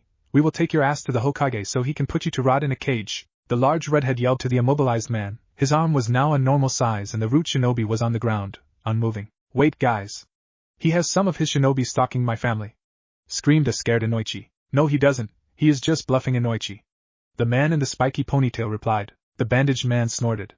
How can you be so sure, Nara-san? Shikaka smirked and explained. Me and Choza have been listening to your conversation for a while now, and I know you are bluffing because you said some dangerous men could be watching Enoichi's house, waiting for a simple order so they could barge in and attack his family. The war hawk looked confused. Yes, so what? That doesn't prove anything. Well, right now Mayu and Eno aren't in their house. They went out to eat with our families, so that proves that your prior statement is wrong. You don't know where they are and neither does your root. The old man growled under his breath. His facade was destroyed because of a simple error he made. Still, you don't have any proof that I did threaten Enoichi Yamanaka. If you take me to the Hokage then it will be my word against yours, Shimura said, attempting to reassure himself that they couldn't touch him. And that is exactly like we want it, old fool. The Akimichi spoke. The Hokage is already suspicious about you. He will surely believe more in the words of 3 of his most loyal shinobi rather than an old man that is always plotting behind his back. I have the council on my side. Danzo's voice was getting louder, showing his desperation. Oh please, Koharu and Yutane won't save you this time. They have also been getting on the Hokage's nerves lately. But before we go, how about we see what are you hiding behind so many bandages? Danzo's eye widened, but before he could say something his body began moving on its own. His body turned around just enough for Shikaku and Choza to be able to see him. Shikaku began grabbing and pulling like if he had something wrapped around his face, making Danzo imitate his movements. Slowly the wraps fell to the floor, revealing Danzo's naked face to the orange light of the sunset. Both Shikaku and Choza leaned closer to look better at the wrinkled face of the man. It seemed normal, but then he opened his right eye. When both Jounin saw his eye, they started to feel dizzy. That is the Sharingan. The black-haired Jounin thought before falling to his knees, losing the control of his technique in the process. As soon as Danzo was free he jumped back to make space between him and the 3 Jounin. Shikaka. Enoichi and Choza ran to their teammate and helped him up. While they were helping him, Enoichi caught sight of Danzo and his red eye with 3 black tomos. Danzo, why do you have a Sharingan? Enoichi's answer was Danzo inhaling deeply and releasing a large sphere of wind towards them. The 3 men jumped away from each other to evade the attack. You have seen too much. The moment you saw my Sharingan was the moment you signed your death warrants. Danzo said and made the sign of the dog with his hands. Choza, Enoichi, formation Eno Shikacho now. The team regrouped and prepared for the battle. Futon, Shinkajyoku, wind release, vacuum sphere. Danzo inhaled and exhaled plenty of small spheres of wind that dispersed through the battlefield. Buben Baika no Jutsu. Partial multi-size technique. Choza quickly enlarged his arm and in a great show of strength he hit the ground and a piece of rock larger than the Akimichi himself rose from the ground. Before the wind spheres could hit, Enoichi and Shikaka covered themselves behind the big rock and Choza. The wind spheres crashed against the wall of rock and a cloud of dust covered the battlefield. Before the dust could disappear completely Danzo saw a big human-sized ball rolling towards him. Thinking quickly Danzo jumped and blew air from his mouth to elevate himself. Once in the air he began looking for the blonde and the black-haired men, but he couldn't find them. They must have separated themselves when the cloud of dust blocked my vision. Suddenly he heard someone yell. Katon, Gokakyu no Jutsu. Fire release, great fireball technique. And a large fireball approached him. In midair evading was a difficult task, so once more Danzo blew a gust of wind, this time to propel himself back to earth and escape the raging fireball. The war hawk landed softly, but he immediately regretted his decision. Tendrils of shadow came at him with the intention of piercing him. Acting promptly he undid the wrappings on his right arm and did 3 hand signs in rapid succession. But that didn't stop the black needles from piercing repeatedly his body like it was made of butter. Shikaka sighed while watching the bleeding man impaled on his technique from his hiding position. Their plan had worked perfectly. Choza had made Danzo jump into the air, where Enoichi was waiting to shoot one of his fire jutsu that everyone knew the old man would evade. But the war hawk did exactly what Shikaka wanted. At least it is over, thought the Nara, but then the body of Danzo just vanished like if it was never there. As expected of the Jonin commander, your tactical skills are top-notch. Shikaka spun quickly with a kunai in hand, but he wasn't fast enough and Danzo grabbed his neck before punching him with his now unwrapped right arm. The punch was so strong that Shikaka was sent flying out of his hiding place behind some bushes and almost crashed against Choza that was in the middle of the clearing. Are you alright, Shikaka? Yeah, I'm fine, but that bag of bones has a mean right hook. Shikaka said while spitting a glob of blood from his mouth. Wait, you said a right hook? Asked the big man. The smart Jounin quickly understood what his friend meant. Danzo's right arm was wrapped just as his right eye, and now he had it unwrapped. Chozo, be careful. Who knows what kind of creepy thing he did to his right arm. The two men heard some rustling coming from the bushes, and immediately after Danzo walked out. The Jounin observed his arm, and indeed it was unwrapped, but then gasped at the heinous thing that Danzo's right arm was. 5 Sharingan, 5 twitching and moving blood-red eyes were embedded onto his arm. Where did you get those Sharingan, Danzo? From here and there. It's a long story, Danzo said casually. Why, you monster! Chozo exclaimed before activating his jutsu. Nikuden Sasha, human bullet tank. Once more Chozo became a human-sized ball and rolled towards Danzo. Chozo, wait! Shikaka's words fell into blind ears as the big ball went in the direction of their enemy. This time, however, Danzo didn't try to evade it. Actually, he ran facing the now-made ball Jounin. Everyone watching expected to see Danzo crushed, but that never happened. The human bullet tank passed right through the elder without hurting him. Confused about what just happened, Chozo came to an halt. But that resulted to be a grave error on his part, because as soon as the tank passed through him, Danzo threw a couple of kunai infused with wind chakra, with their objective being the large man. In the last moment, a couple of kunai sailed through the wind and collided against the kunai launched by the Warhawk. You okay, Chozo? Enoichi asked his fellow ninja from on top of a tree. Thanks, Enoichi. I thought I was a goner, Chozo said while drying the beads of sweat that had formed on his forehead. Enoichi nodded and saw that Danzo had given them some space. The sand-blonde man focused for a moment and thought, Shikaku, can you hear me? Enoichi, what are you doing using your telepathy this way? It will consume plenty of your chakra. I know, man, but we need to find out what is the secret behind his arm. Do you have any idea? Well, I find it strange that just a moment ago he charged head-on, but now he backed away. Also, I think I saw that one of his Sharingan closed. You think it had anything to do with the way Chozo's jutsu passed through him without hurting him? Could it have been a genjutsu? It wasn't an illusion, Enoichi. You saw how he threw those kunai at Chozo when his jutsu didn't affect him. I'm sure that whatever he did, it is related to that arm of his. He must have used the same technique he used to escape my Kage Nui no Jutsu, shadow sewing technique. Then what is the plan? This is going to be really troublesome. But we must force him to use that technique until he closes all of his Sharingan. Then maybe he will become unable to use it, or capture him when he isn't using it. But before that we must find out how he activates it. Alright, Shikaku, I will tell Chozo. Now let's do this. Enoichi cancelled his telepathy and told Chozo the information they got, before going to aid the shadow user who was busy evading blasts of wind. Damn, this geezer has a good pair of lungs, thought Shikaku before being forced to evade another one of Danzo's wind jutsu. In an error of his, he miscalculated the trajectory of the wind sphere, and it ended up partially hitting him and throwing him to the floor. Danzo, at seeing his downed opponent, withdrew one of his kunai and exhaled wind chakra into it, forming a sharp blade similar to a sword, then ran towards him with the full intent to stab him. When he got close enough, he jumped and prepared to pierce the Jounin with his wind sword, but to his surprise a large fist crashed against him, making him fly back a couple of meters before falling to the ground hard. Now, Enoichi! Exclaimed Chozo. The Yamanaka jumped from the tree he was in and threw several kunai to Danzo. Said man saw them coming at him. The man smirked at how easy they were to evade, but his smirk turned into a frown when he saw that they had something attached to them. Explosive tags. Danzo quickly performed 3 hand signs before the fire and smoke engulfed him. The explosion rocked the woods and some of the trees began to burn. Debris and wood splinters rained down the sky and a large cloud of smoke consumed the clearing. Inside said cloud, 3 men stood next to each other in a defensive formation. Stay alert, this isn't over yet. The tallest one of the group spoke. Enoichi, can you sense his chakra? The man in the black and spiky ponytail asked to the man next to him. Yes, I can. He isn't very far from here. Expect an attack from the north. After all, he can probably see us with his Sharingan. The sand-blonde man told his teammates. Everyone to the ground. The 3 Jounin threw themselves to the ground, and immediately after they could hear the distinct sound of shuriken whistling past their heads. The smoke disappeared and Enoichi saw Danzo charging at them. Shinranchin no Jutsu, mind-body disturbance technique. Enoichi aimed at Danzo, but his jutsu didn't affect Danzo. Damn it, nothing works against him, thought the frustrated Enoichi. Danzo was about to stab Enoichi with a kunai held by his left hand, but Shikaka managed to use one of his shadows to wrap around the old man's arm and stop his attack. Chozo used this moment to attack. Buben Baika no Jutsu. Partial multi-size technique. Chozo expanded the size of both of his arms, jumped, and hit Danzo with a powerful double hammer fist, successfully crushing the man. The only thing left of him was a puddle of blood beneath Chozo's fist. Chozo smirked, believing he had defeated Danzo, but Shikaka thought otherwise. Danzo wouldn't be defeated so easily. Something is very wrong here. Shikaku's prediction hit right on the spot.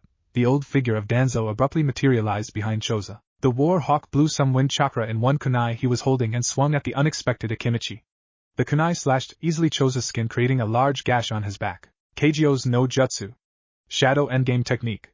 Shikaka's shadow transformed into countless thin tentacles. The shadow tendrils stretched towards Choza and pulled him away from danger before Danzo could attack him again. Immediately after Shikaka pulled Choza away from Danzo, a kunai with an explosive tag attached to it flew rapidly in the direction of the old man. The explosion caused by the explosive kunai was remarkably smaller than the other ones, but to everyone's surprise when the smoke dispersed they saw a burned Danzo without the upper part of his outfit. Shikaka's eyes traveled to the burned man's right arm.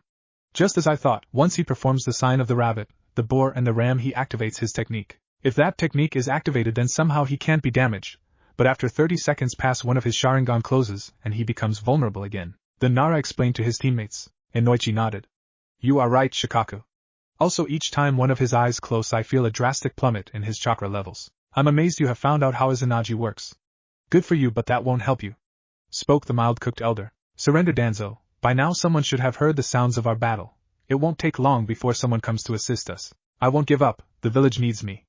I shall live and make the leaf invincible. It was now that Shikaku noticed something on the now completely naked right arm of Danzo. Why is there a face on your shoulder? The old man laughed and looked at his shoulder.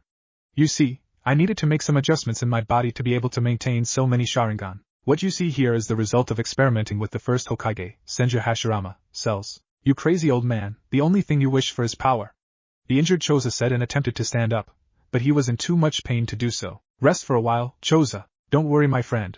We will take care of Danzo, spoke Shikaku to the large man who only nodded. Danzo didn't waste more time and begun his jutsu. Enoichi, at seeing the hand signs he made, he prepared a jutsu of his own. Futon, Shinku Taijoku, wind release, vacuum great sphere. Danzo inhaled deeply and then released a large sphere of wind chakra. Katon, Gokaku no Jutsu, fire release, great fireball technique. Enoichi also inhaled, but then instead of wind he blew a big orb made of fire through a ring he made with his thumb and his index finger. The two jutsu clashed and competed in a bout of pure strength, but eventually the fireball won their match and sailed towards the defenseless Danzo. The elder demonstrated his agility by evading the fireball, but he wasn't expecting to have his body immobilized by Shikaku's shadow. It is over, Danzo, Kagekubi Shirbari no Jutsu. Shadow neck bind technique.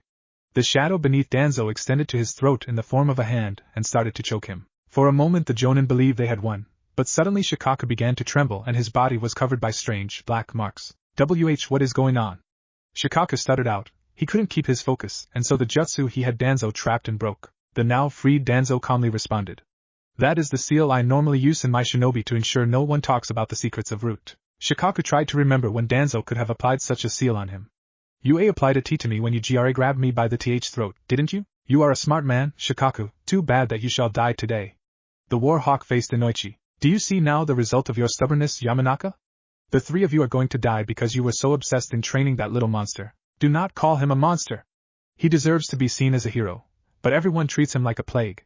The sand blonde Jounin yelled to the man in front of him. Why should he be seen as a hero? Because his father was the Yondaime? The trio of Jounin were surprised, two of them because of the revelation that Minato Namikaze was the father of Naruto Uzumaki, and the other one because Danzo knew about the boy's lineage. You had someone spying on the conversation between the Hokage and me, didn't you? Asked the enraged Enoichi. That is not important.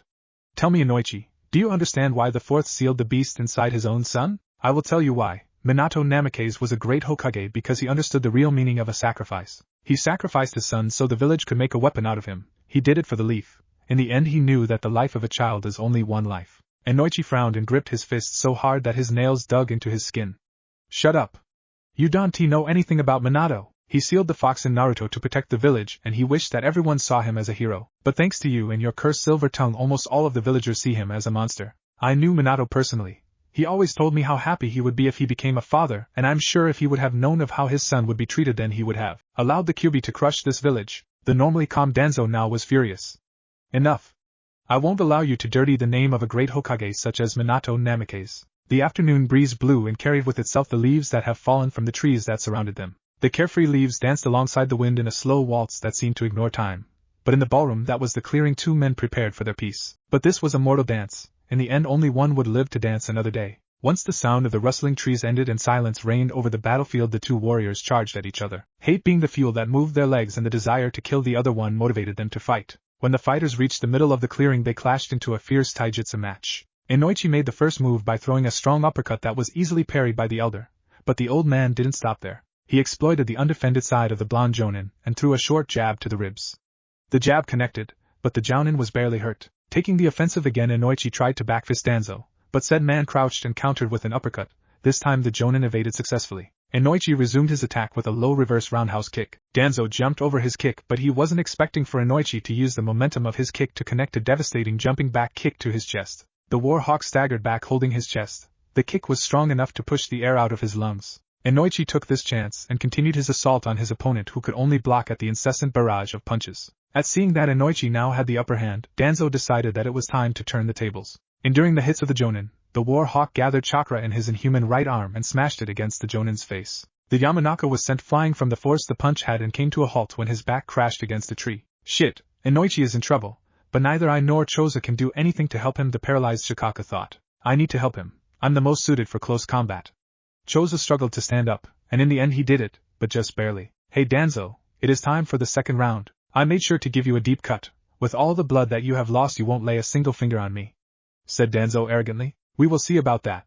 Choza ran towards Danzo with his arm cocked back, and when he got close enough he punched, only to meet Danzo's own punch. The two ninja pushed to see which punch was stronger, but in terms of physical strength they were in a stalemate. After a while Danzo retreated and used one of his jutsu against Choza. Futon, Detapa, wind release, great breakthrough. The elder released a gust of wind strong enough to blow away the large Akimichi. Suddenly, Danzo was forced to block a flying kick coming from Enoichi. Although he blocked, he lost his balance, and Enoichi used this time to throw punch after punch. For the most part the black-haired elder was able to block or parry the hits, but that didn't mean that he was unscathed. The flurry of punches and kicks were starting to tire him out, so he used the first chance he got to counter-attack with his left arm. The punch struck the blonde man's stomach and a cracking sound was heard. Danzo smirked, knowing that his punch had broken some of his opponent's ribs, but to his chagrin the blonde jonin grabbed his arm and didn't let go. While struggling to free his arm from the blonde's grip, Danzo heard someone approaching him from behind. He turned his face to see who it was. Is that Enoichi? No, with my Sharingan I can see it is a shadow clone. Danzo attempted to protect himself against the clone's assault,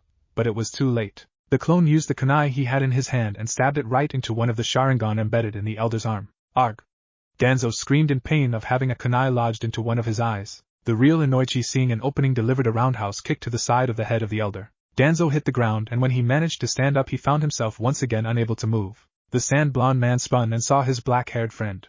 Shikaku, you escaped from the seal. Yeah, just as you said, each time one of his Sharingan closes his chakra lowers drastically. Once I released a burst of my chakra it was a piece of cake to break his seal, explained the Nara while maintaining his jutsu. No! I won't fail! Danzo screamed while fighting to break free of Shikaku's jutsu, and to everyone's surprise he was succeeding. Shikaku, what is going on? How can he be moving while being trapped by the Kageme no Jutsu, shadow imitation technique? Asked desperately Enoichi. I don't know. Abruptly Shikaku noticed the lack of sunlight in the clearing. Damn it, how could I forget about the time? It is night already. No matter how hard Shikaku tried, the lack of light weakened his jutsu and eventually Danzo escaped. Once free from the shadows, Danzo jumped away from the two jounin, smeared the blood of his busted lip on his fingers, did 5 hand seals in rapid succession, smacked his bloody hand into the floor and screamed. Kuchios no Jutsu. A giant puff of white smoke appeared in the battlefield, hiding Danzo from view. Once the smoke cleared, the 3 jounin were flabbergasted. In front of them a giant creature was staring at them with Danzo in top of its head. The titanic creature looked like a tapir, but its legs were stripped like the ones of the tigers. It was mostly black, but the markings around his eyes were white, and so was its trunk. The creature also had bandages wrapped around his head similar to the ones Danzo had, and a pair of menacing tusks sprouted from its mouth. Roar! The giant tapir roar intimidated the jounin. Enoichi turned to Shikaku. Hey, what is the plan? Shikaku looked at Enoichi and then at the giant chimera, then to Enoichi again, and once again to the tapir before he spun and ran like hell. Damn it, Shikaku, wait for us. Choza, let's go. To his surprise, even the injured Choza was already following the jounin commander. The Yamanaka sighed and followed his team into the forest. For a minute or so the Eno Shikacho trio was able to escape the titanic tapir, but they couldn't hide because they would be easily found by Danzo's Sharingan, so they just kept running from the rushing summon. Baku, use your suction. The war hawk ordered his beast. Danzo's summon opened his gigantic mouth and began inhaling. The suction it generated was so strong that it ripped the trees from its roots and rocks were pulled out of the ground like if they were feathers. Everyone, don't let go. The red-headed man who was gripping the ground with his enlarged hands yelled to his teammates, who were holding on to a tree to avoid being sucked in. The big man knew that it was only a matter of time for them to be sucked into the tapir's mouth, so he decided to take a risk to ensure their safety. Shikaku, Enoichi, get ready. The 2 jounin had a look of confusion on their faces, but it turned to one of panic when they saw that their friend had let go of the ground and was now being suctioned by the summon. The Akimichi saw how fast he was being sucked in, so he acted quickly. Here goes nothing. Cho Baiken no Jutsu, super multi-size technique. Choza's body began to expand while closing on to the taper. Danzo foresaw what was going to happen, but could do nothing to stop the imminent collision of the two titans. The earth shook when the giants crashed into each other and fell to the ground. Danzo was barely able to maintain his position on top of the taper's head, and yelled to his summon. Stand up, Baku, defeat this traitor. The taper obeyed and stood up at the same time as Choza did.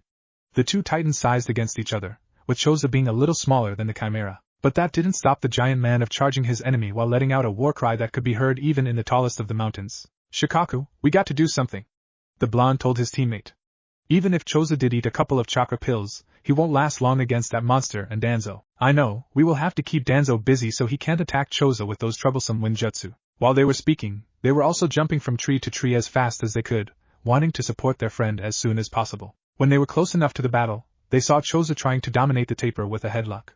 Enoichi, this is our chance. Let's climb up Choza's leg. Enoichi nodded and ran alongside Shikaku until they reached the foot of their giant friend. Then they focused their chakra in the soles of their feet and ran up their friend's leg. By the time they have reached the top of the mountain that was their teammate, the taper had escaped from the Akimichi's grip and struck him with his clawed paw. Choza, are you okay?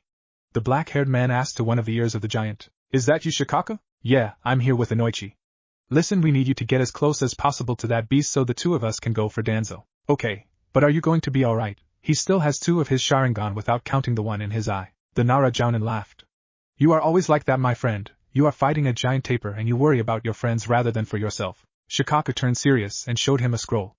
In this scroll there are some really strong flares. At my signal I want you to unseal them and hold them over your head. Choza understood the plan of his longtime friend. They have done something similar in previous missions. Look out, Choza! The giant heard the voice of his friend and looked at their enemy to see him and his beast charging at them. Hold on to something, guys. The large man took a firm stance with his arms stretched in front of him, ready to stop the attacking taper. The beast tackled furiously at the giant. They skidded back several meters, crushing everything that was in the way. Finally they stopped, and the Jounin used this time to jump on top of the taper and sprinted towards the back of the beast where their enemy was. As soon as they reached each other, the battlers began to exchange blows. The tired Danzo found it difficult to fight two Jounin-level ninjas at the same time, but he was still able to hold his ground. It didn't take long for Danzo to be overwhelmed by the combined assault of the Jounin, so he did 4 hand signs. Rat, snake, horse, dog, and called his technique. Futon, Shinkaho wind release, vacuum wave. The elder took a deep breath and exhaled while spinning, creating a large blade of wind that surrounded his aged body. Enoichi and Shikaku were able to evade most part of the damage by jumping back, and then Enoichi threw a barrage of shuriken at Danzo, who saw them coming and used one of his jutsu to deflect the attack. Futon de Tapa, wind release, great breakthrough. The gust of wind stopped the shuriken, but blocked Danzo's view for a second, and that was all that the two Jounin needed. When Danzo looked at his enemies he only saw Enoichi. Where's Nara? Did he fell? The elder's question was answered when he felt 3 shuriken piercing his back. Danzo screamed in pain and spun to see Shikaku. When did he get there? Now is my chance, Enoichi thought at seeing Danzo distracted. Katon, Gokaki no Jutsu, fire release, great fireball technique. Danzo, hearing what the blonde Jounin had just said, cursed. Damn it! Izanagi. The fireball seemed to impact and burn Danzo to ashes, but the two Jounin wouldn't get tricked by his jutsu again. They looked around searching for their enemy, and finally they spot him over their heads in midair, and doing hand signs. Futon, Shinkarenpa, wind release, vacuum serial waves! Screamed the elder, and sent several wind blades downwards directed at the blonde and the black-haired males. The blades crashed down, and the taper that was engaging Choza in battle roared in pain, before a hammer fist impacted its head. The angered beast swiped at the giant, but said giant blocked it, and then grabbed its trunk and pulled the beast into a headlock. Meanwhile, Danzo was standing alone on the taper's back searching for his enemies. Although the Futon, Shinkarenpa, was one of his strongest jutsu, it should have at least left traces of their bodies, so he came to the conclusion that those troublesome Jounin were still alive. Danzo blinked twice. Now I understand why Nara uses that phrase. Danzo muttered under his breath and continued searching for the Jounin, unknown to him that both of them were under him and counting the seconds to attack him. How much is left for his technique to go off? A blond man spoke to his black-haired friend. 15 seconds are left of Izanagi. Choza should act soon. The Yamanaka nodded with his ponytail hanging loosely. The two Jounin waited some seconds more, standing upside down on the underbelly of the taper, imitating the bats, before they returned to meet Danzo in the back of the beast. The elder heard someone or something coming at him, so he turned around and deflected a kunai aiming to his head. Danzo smirked. Those fools came for me. I've some seconds left for Izanagi. I will end this now. And with that in his mind he began to prepare one of his jutsu. Stop moving, you overgrown taper! Choza shouted to the beast that was fighting to break free from his headlock. In an incredible demonstration of his Herculean strength, Choza lifted the enormous beast until it was completely over his head, straight like an arrow. Let's see if you like this. With that said, Choza jumped and buried the taper's head into the ground when he fell in on his butt. The impact caused an earthquake and the mighty beast released a howl of pain before disappearing in a cloud of smoke. Inside the cloud of smoke, 3 figures were plummeting to the ground.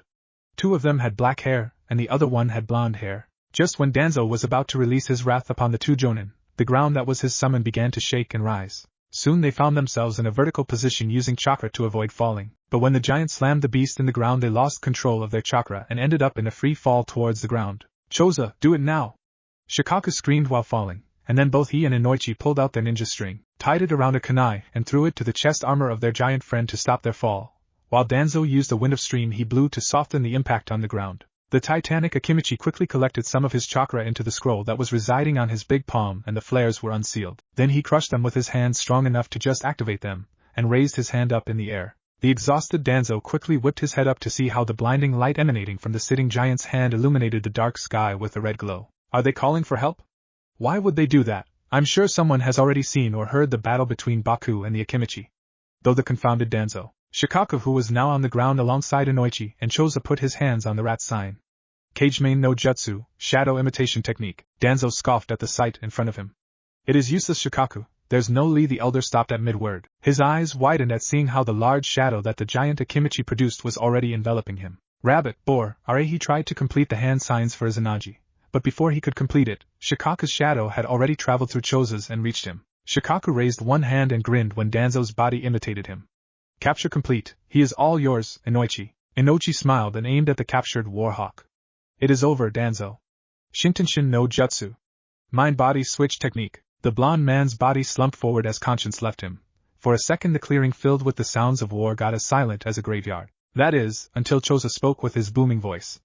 Enoichi, are you there? Shikaku and Choza both breathed a sigh of relief when Danzo replied. The boar, the deer and the butterfly played shogi together until they became hungry. Shikaku, that is the worst code you have ever come up with. The redhead laughed as he returned to his normal size, while Shikaku just shrugged and cancelled his jutsu. It isn't that bad. Let's go, we have a traitor to deliver to the Hokage. Spoke the black-haired jounin. Both Choza and Enoichi and Danzo's body nodded. Choza picked up Enoichi's prone body and was about to leave with his teammates when a voice called out from the darkness. What is going on here? The figure appeared in front of the jounin, revealing to be an Anbu. Anbu-san, what took you so long? Choza asked the Anbu garbed in a black cloak. Shikaku immediately knew something was amiss. But before he could express his concern he felt something sharp pressing against his throat. Damn it. Troublesome root. Don't move, ordered a voice behind Shikaku. The man with the spiky ponytail looked around and saw Choza being immobilized by 3 rude agents, and the exhausted jounin had no chance against 3 Anbu-level ninja, so he didn't struggle. Eno Yamanaka, release Danzo-sama at once or your friends are dead. The shinobi with the kunai at Shikaku's throat said. Enoichi and Danzo's body saw the root shinobi behind Shikaku, 3 more on top of Choza and 3 surrounding him. He sighed. His team was immobilized and tired. Even if they were free they wouldn't be able to fight against so many powerful shinobi. He knew that they were dead even if he released Danzo, but he had no choice in the matter. The Yamanaka broke his technique, and his conscience returned to his own body. Danzo-sama, are you injured? One of the masked shinobi ran and helped his master up. About time you came here. When we return I will speak with all of you. The warhawk said while standing up. He then approached the immobilized blonde man. I win, Enoichi-san. You will be killed and then you will be framed as traitors. But don't worry. I will take care of the Uzumaki boy and maybe will also train your daughter. She would make a great kunoichi. If she doesn't become powerful then at least she would be great for seduction missions. Enoichi was enraged by the words spoken by Danzo. He struggled as hard as he could against the shinobi that was holding him down. He wished to break free and rip his head off from his wrinkled body. But no matter how hard he struggled, the root on top of him wouldn't budge. The elder smirked. Root, it is time to go, kill the Danzo. The eyes of the warhawk narrowed after hearing a voice he knew very well. So the great Hokage-sama decided to come here in person. Danzo turned around and indeed saw the 3rd Hokage. But now he was wearing his combat suit. His combat uniform consisted in a jumpsuit like the ones the jounin used, but instead of blue his was black. He also had gray shoulder armor and his forehead protector covered a helmet similar to a samurai kabuto. The straps of his hitate were long and reached all the way down his feet. What is the meaning of this? Are members of Root attacking my ninja? The god of shinobi asked furiously. Danzo thought for a moment what should he do. Attempting to talk his way out would be useless. The Hokage had already seen his root, and he had his right arm and eye exposed. While he was pondering about his situation he heard the sound of someone falling to the ground. He turned his head to the right to see that the ninja that was holding Shikaku was lying on the floor, facing upwards with a kunai stuck in his mask. He also noticed that the ones who were holding Choza down were now fighting against 4 Anbu. Root, combat positions. The warhawk ordered his ninja and they obeyed without protest. Then he escaped while his root engaged the 8 ANBU in combat. "Come back here, Danzo!" yelled the Sarutobi. But he was stopped before he could follow him by no other than the head of the Nara clan. Shikaku explained everything he knew about Danzo's Sharingan, and especially about Izanagi. He only has 2 Sharingan left. That means that he can cast Izanagi for about 60 seconds more. The Sandaime nodded his head. "Alright, thank you for the help. Now look for a place where you and your teammates can rest and let the ANBU deal with this," the Hokage said before jumping in the same direction that Danzo went. A panting and worn-out Danzo was resting with his back against one of the big logs in the 3rd training ground. The moon shone brightly up in the night sky accompanied by the countless stars encrusted in there. The light coming from the heavenly bodies was reflected in the lake almost as clearly as a mirror. The war hawk stiffened and recomposed his posture to greet the incoming Hokage. "You sure took your time coming here, didn't you? Why are you doing this, Danzo? You are hurting the village that you love so much." "Everything I do it for the sake of the leaf. I am the only one who can bring the leaf's full potential. Naruto Uzumaki was a vital point in my plan of becoming Hokage, but now I will take the matter in my own hands." "Don't be such a fool, you are exhausted and injured, you won't stand a chance against me." The Hokage spoke without any trace of arrogance in his voice. "It is worth a shot. Futon, Shinku Taijyoku. Wind release, vacuum great sphere." Danzo inhaled a large amount of air, and then expelled it in a large sphere made of wind. The Sandaime defended against the crushing sphere of wind with a jutsu of his own. Doton, Dorihiki earth release, earth-style wall. Hiruzen spat out mud that instantly rose and hardened, creating a large wall of earth that protected him from the wind jutsu. Danzo concentrated chakra into his right eye expecting an attack coming from the Sarutobi when he showed himself, but to his surprise he felt the earth below him shaking and a hand emerged from the ground. Doton Shinjuzanshu no Jutsu. Earth release, double suicide decapitation technique. Danzo barely evaded the hands by jumping back, but then he saw that Hiruzen was running towards him from his left. Danzo's Sharingan revealed to him that the Sarutobi coming at him was a shadow clone. He tried to connect it with his right arm. The Hokage's shadow clone evaded the punch skillfully, and used a butterfly kick that sent Danzo into the air. The war hawk landed on the surface of the lake and saw that the original Sarutobi was preparing another of his jutsu. Shuriken Kage Bunshin no Jutsu. Shuriken Shadow Clone Technique. The Sandaime fired a single shuriken that soon became 1,000 at the tired Danzo. Futon, Detapa, Wind Release, Great Breakthrough. The wind jutsu reflected the shuriken. Sarutobi continued his assault. Katon Karyu Enden, Fire Release, Fire Dragon Flame Bullet. The Hokage demonstrated why he was called the Professor, as he masterfully manipulated the flames coming out of his mouth into a dragon. Danzo saw how the fiery dragon approached him, so he had no choice but to activate his forbidden jutsu. The fire dragon crashed against the surface of the lake, making some of the water evaporate by the heat the flames emanated. When the vapor dispersed, Danzo was nowhere to be seen. Heeding the warning of Shikaku, the aged Hokage knew that this had to be the work of the jutsu Izanagi, so he concentrated on his senses to locate Danzo. Sarutobi heard a poof and turned to see that his shadow clone had been destroyed by Danzo stabbing it with one of his wind-enhanced kunai. After dispelling the shadow clone, Danzo rushed to the Hokage. The Sandaime had no problem in parrying or evading the sluggish and weak slashes of the Warhawk. He had already lost a lot of blood and used almost all of his chakra. The only thing that kept him on his feet was his pride. Danzo separated himself from the Hokage and fell to one of his knee and began coughing out blood. "It is over, Danzo. 30 seconds have already passed." "It is not over yet, Sarutobi. I'm still breathing. Just stop it, you can't beat me," the Hokage said just loud enough for him to hear him with his head lowered. "I'm still alive. That means that I'm still a danger for Konoha, aren't I? Act like a Hokage for once and protect our village." The old Hokage raised his head and took out one of his kunai. "Very well, let us finish this, old friend." Danzo smiled at hearing that the words spoken by the Hokage were full of conviction, and with his remaining strength he charged at Hiruzen, kunai in hand. The two ancient shinobi stabbed at each other. Danzo's kunai had already lost the infused wind chakra it had, and with only the physical power of an exhausted old man the kunai barely drew out blood. In other hand, the kunai being held by the Hokage plunged deeply into the gut of his opponent. Danzo coughed out blood once again. He had lost. Since the moment that the Hokage appeared he knew he wouldn't win, but the normally bitter loser didn't feel angry or remorseful. The moribund elder leaned against the shoulder of his killer and spoke with hoarse voice. "Hiruzen, remember the feeling of killing one of your friends. You are the Hokage. You must protect our village against everything that threatens it. After all, the friends of the past could be your enemies in the future. You are no enemy of mine. You only had a different way of seeing things. You will be remembered as a man that loved the leaf over anything. Even if your last actions were wrong, you still did what you think would be better for the village." Danzo laughed against his shoulder. "You are still as soft as ever. My friend, remember this. Now that I can't be the Hokage, you will have keep the job. Don't let anyone step over you. Do what you think is good for the village. I entrust the leaf in your hands, Kami no Shinobi." And with that said, Danzo closed his eyes, never to be opened again. "You look so silly all bandaged up, Enoichi-sensei." A standing blonde boy laughed at a bedridden blonde next to him. "How could you get so hurt in a bar fight? asked Naruto while still laughing. The Hokage at his side also laughed, but he immediately got quiet when Enoichi sent him a murderous glare. After the fight with Danzo, the Hokage returned to the place where his Anbu battled against Danzo's route. To his delight, his ninja had just finished of dispatching the enemy. Afterwards, the Anbu took Shikaku, Enoichi and Choza to the hospital. The history revealed to the public was that Danzo's Shimura died in battle against an unknown missing nin. The Hokage sent his Anbu to investigate if anyone had seen something similar to a giant man fighting against an enlarged tapir. Luckily, no one saw Choza fighting against Baku, although some people did hear the sounds of battle. To explain the injuries that the Eno Shikacho trio sustained, he simply said that they got drunk off their asses and involved themselves in a bar brawl. No one really asked any questions because something like that happened before. Needless to say, the trio wasn't pleased by the excuse that the Hokage came up with. But since his fight with Danzo, no one dared to contradict him. It was like if he had an aura of power around him, just like the one he had when the god of shinobi was in his prime. As soon as Naruto heard that his sensei was in the hospital, he jumped out of his bed and ran through the hallways looking for his room, even if he didn't know what number his room was. Young Naruto didn't find the room, but in the way he bumped with the Hokage, so he tagged along while they searched for his sensei's room. With the help of Sandaime, it didn't take long for them to find the room. When they entered the room, the ever-curious Naruto began to ask questions and believed everything that his sensei, or the Hokage, told him. During the time the blonde boy spent inside the room, he became acquaintances with Choza Akimichi and Shikaku Nara. The Jonin seemed to like the blonde boy as they answered his questions or talked with him about anything in particular.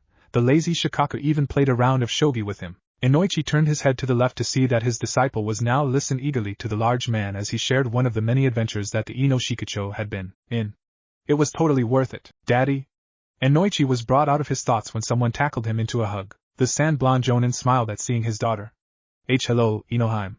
I miss you too, but would you mind letting me go? You are hurting my ribs, said the Yamanaka, cringing from the pain caused by his daughter's crushing hug. Eno backed away while muttering a small sorry. Suddenly Enoichi felt a pair of lips pecking his own. Hi husband, how are you feeling? While her parents were kissing and cuddling, Eno marched towards the small whiskered boy who was sitting on the Akimichi's bed. Naruto gulped at seeing the platinum blonde approach him. He expected for her to still be mad at him, but to his surprise the girl didn't hit or berate him. Naruto-kun, I'm sorry for the way I treated you yesterday. Daddy told me that you only wanted to save me from some bad people and you got hurt because of it. Eno said nervously. The dumbfounded Naruto just smiled and scratched the back of his neck. Don't worry about it, Eno-chan. It was also my fault. I should have told you or something instead of just pushing you. That's alright. Say, do you want go to eat ramen and maybe play later? After all, I still have to pay you for the ramen that you treated me. Naruto gave her one of his famous grins before replying to her offer. Sure, Eno-chan, let's go. Then what are we waiting for? Exclaimed Eno, and she grabbed Naruto's hand before pulling him out of the room. Eno, wait. Don't worry, Enoichi-san. I will have one of my most trusted Anbu watch over them, said the Hokage to calm the preoccupied father down. Shikaku, who just a minute ago was taking a nap, grinned. Well, Enoichi, it looks that now you have a new disciple and a future son-in-law, said the black-haired male, triggering a boisterous laugh from his red-haired teammate. Oh my, Eno-chan is already going on her first date. They grow up so quickly, Mayu said with a hand on her cheek. Enoichi just scoffed. Please, Naruto and Eno together, that will never happen, right? The male Yamanaka took notice that everyone in the room was watching him with a look that said, "Are you stupid?" on their faces, even the nurse that had just entered the room. Enoichi laughed nervously.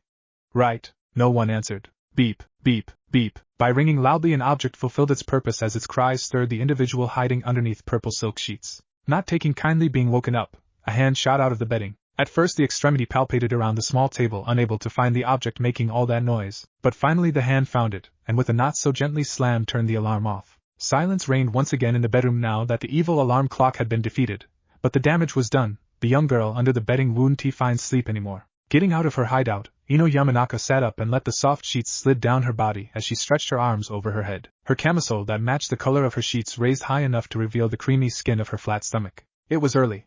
It was still dark outside except for some stray sunrays coming from the horizon that somehow managed to evade all the buildings and made the darkness on the streets recede. Thoughts of getting back into bed tempted her. Let her more lazy self indulge herself once in a while. After all, what possible harm could sleep a couple more hours do? Sighing, Eno knew otherwise.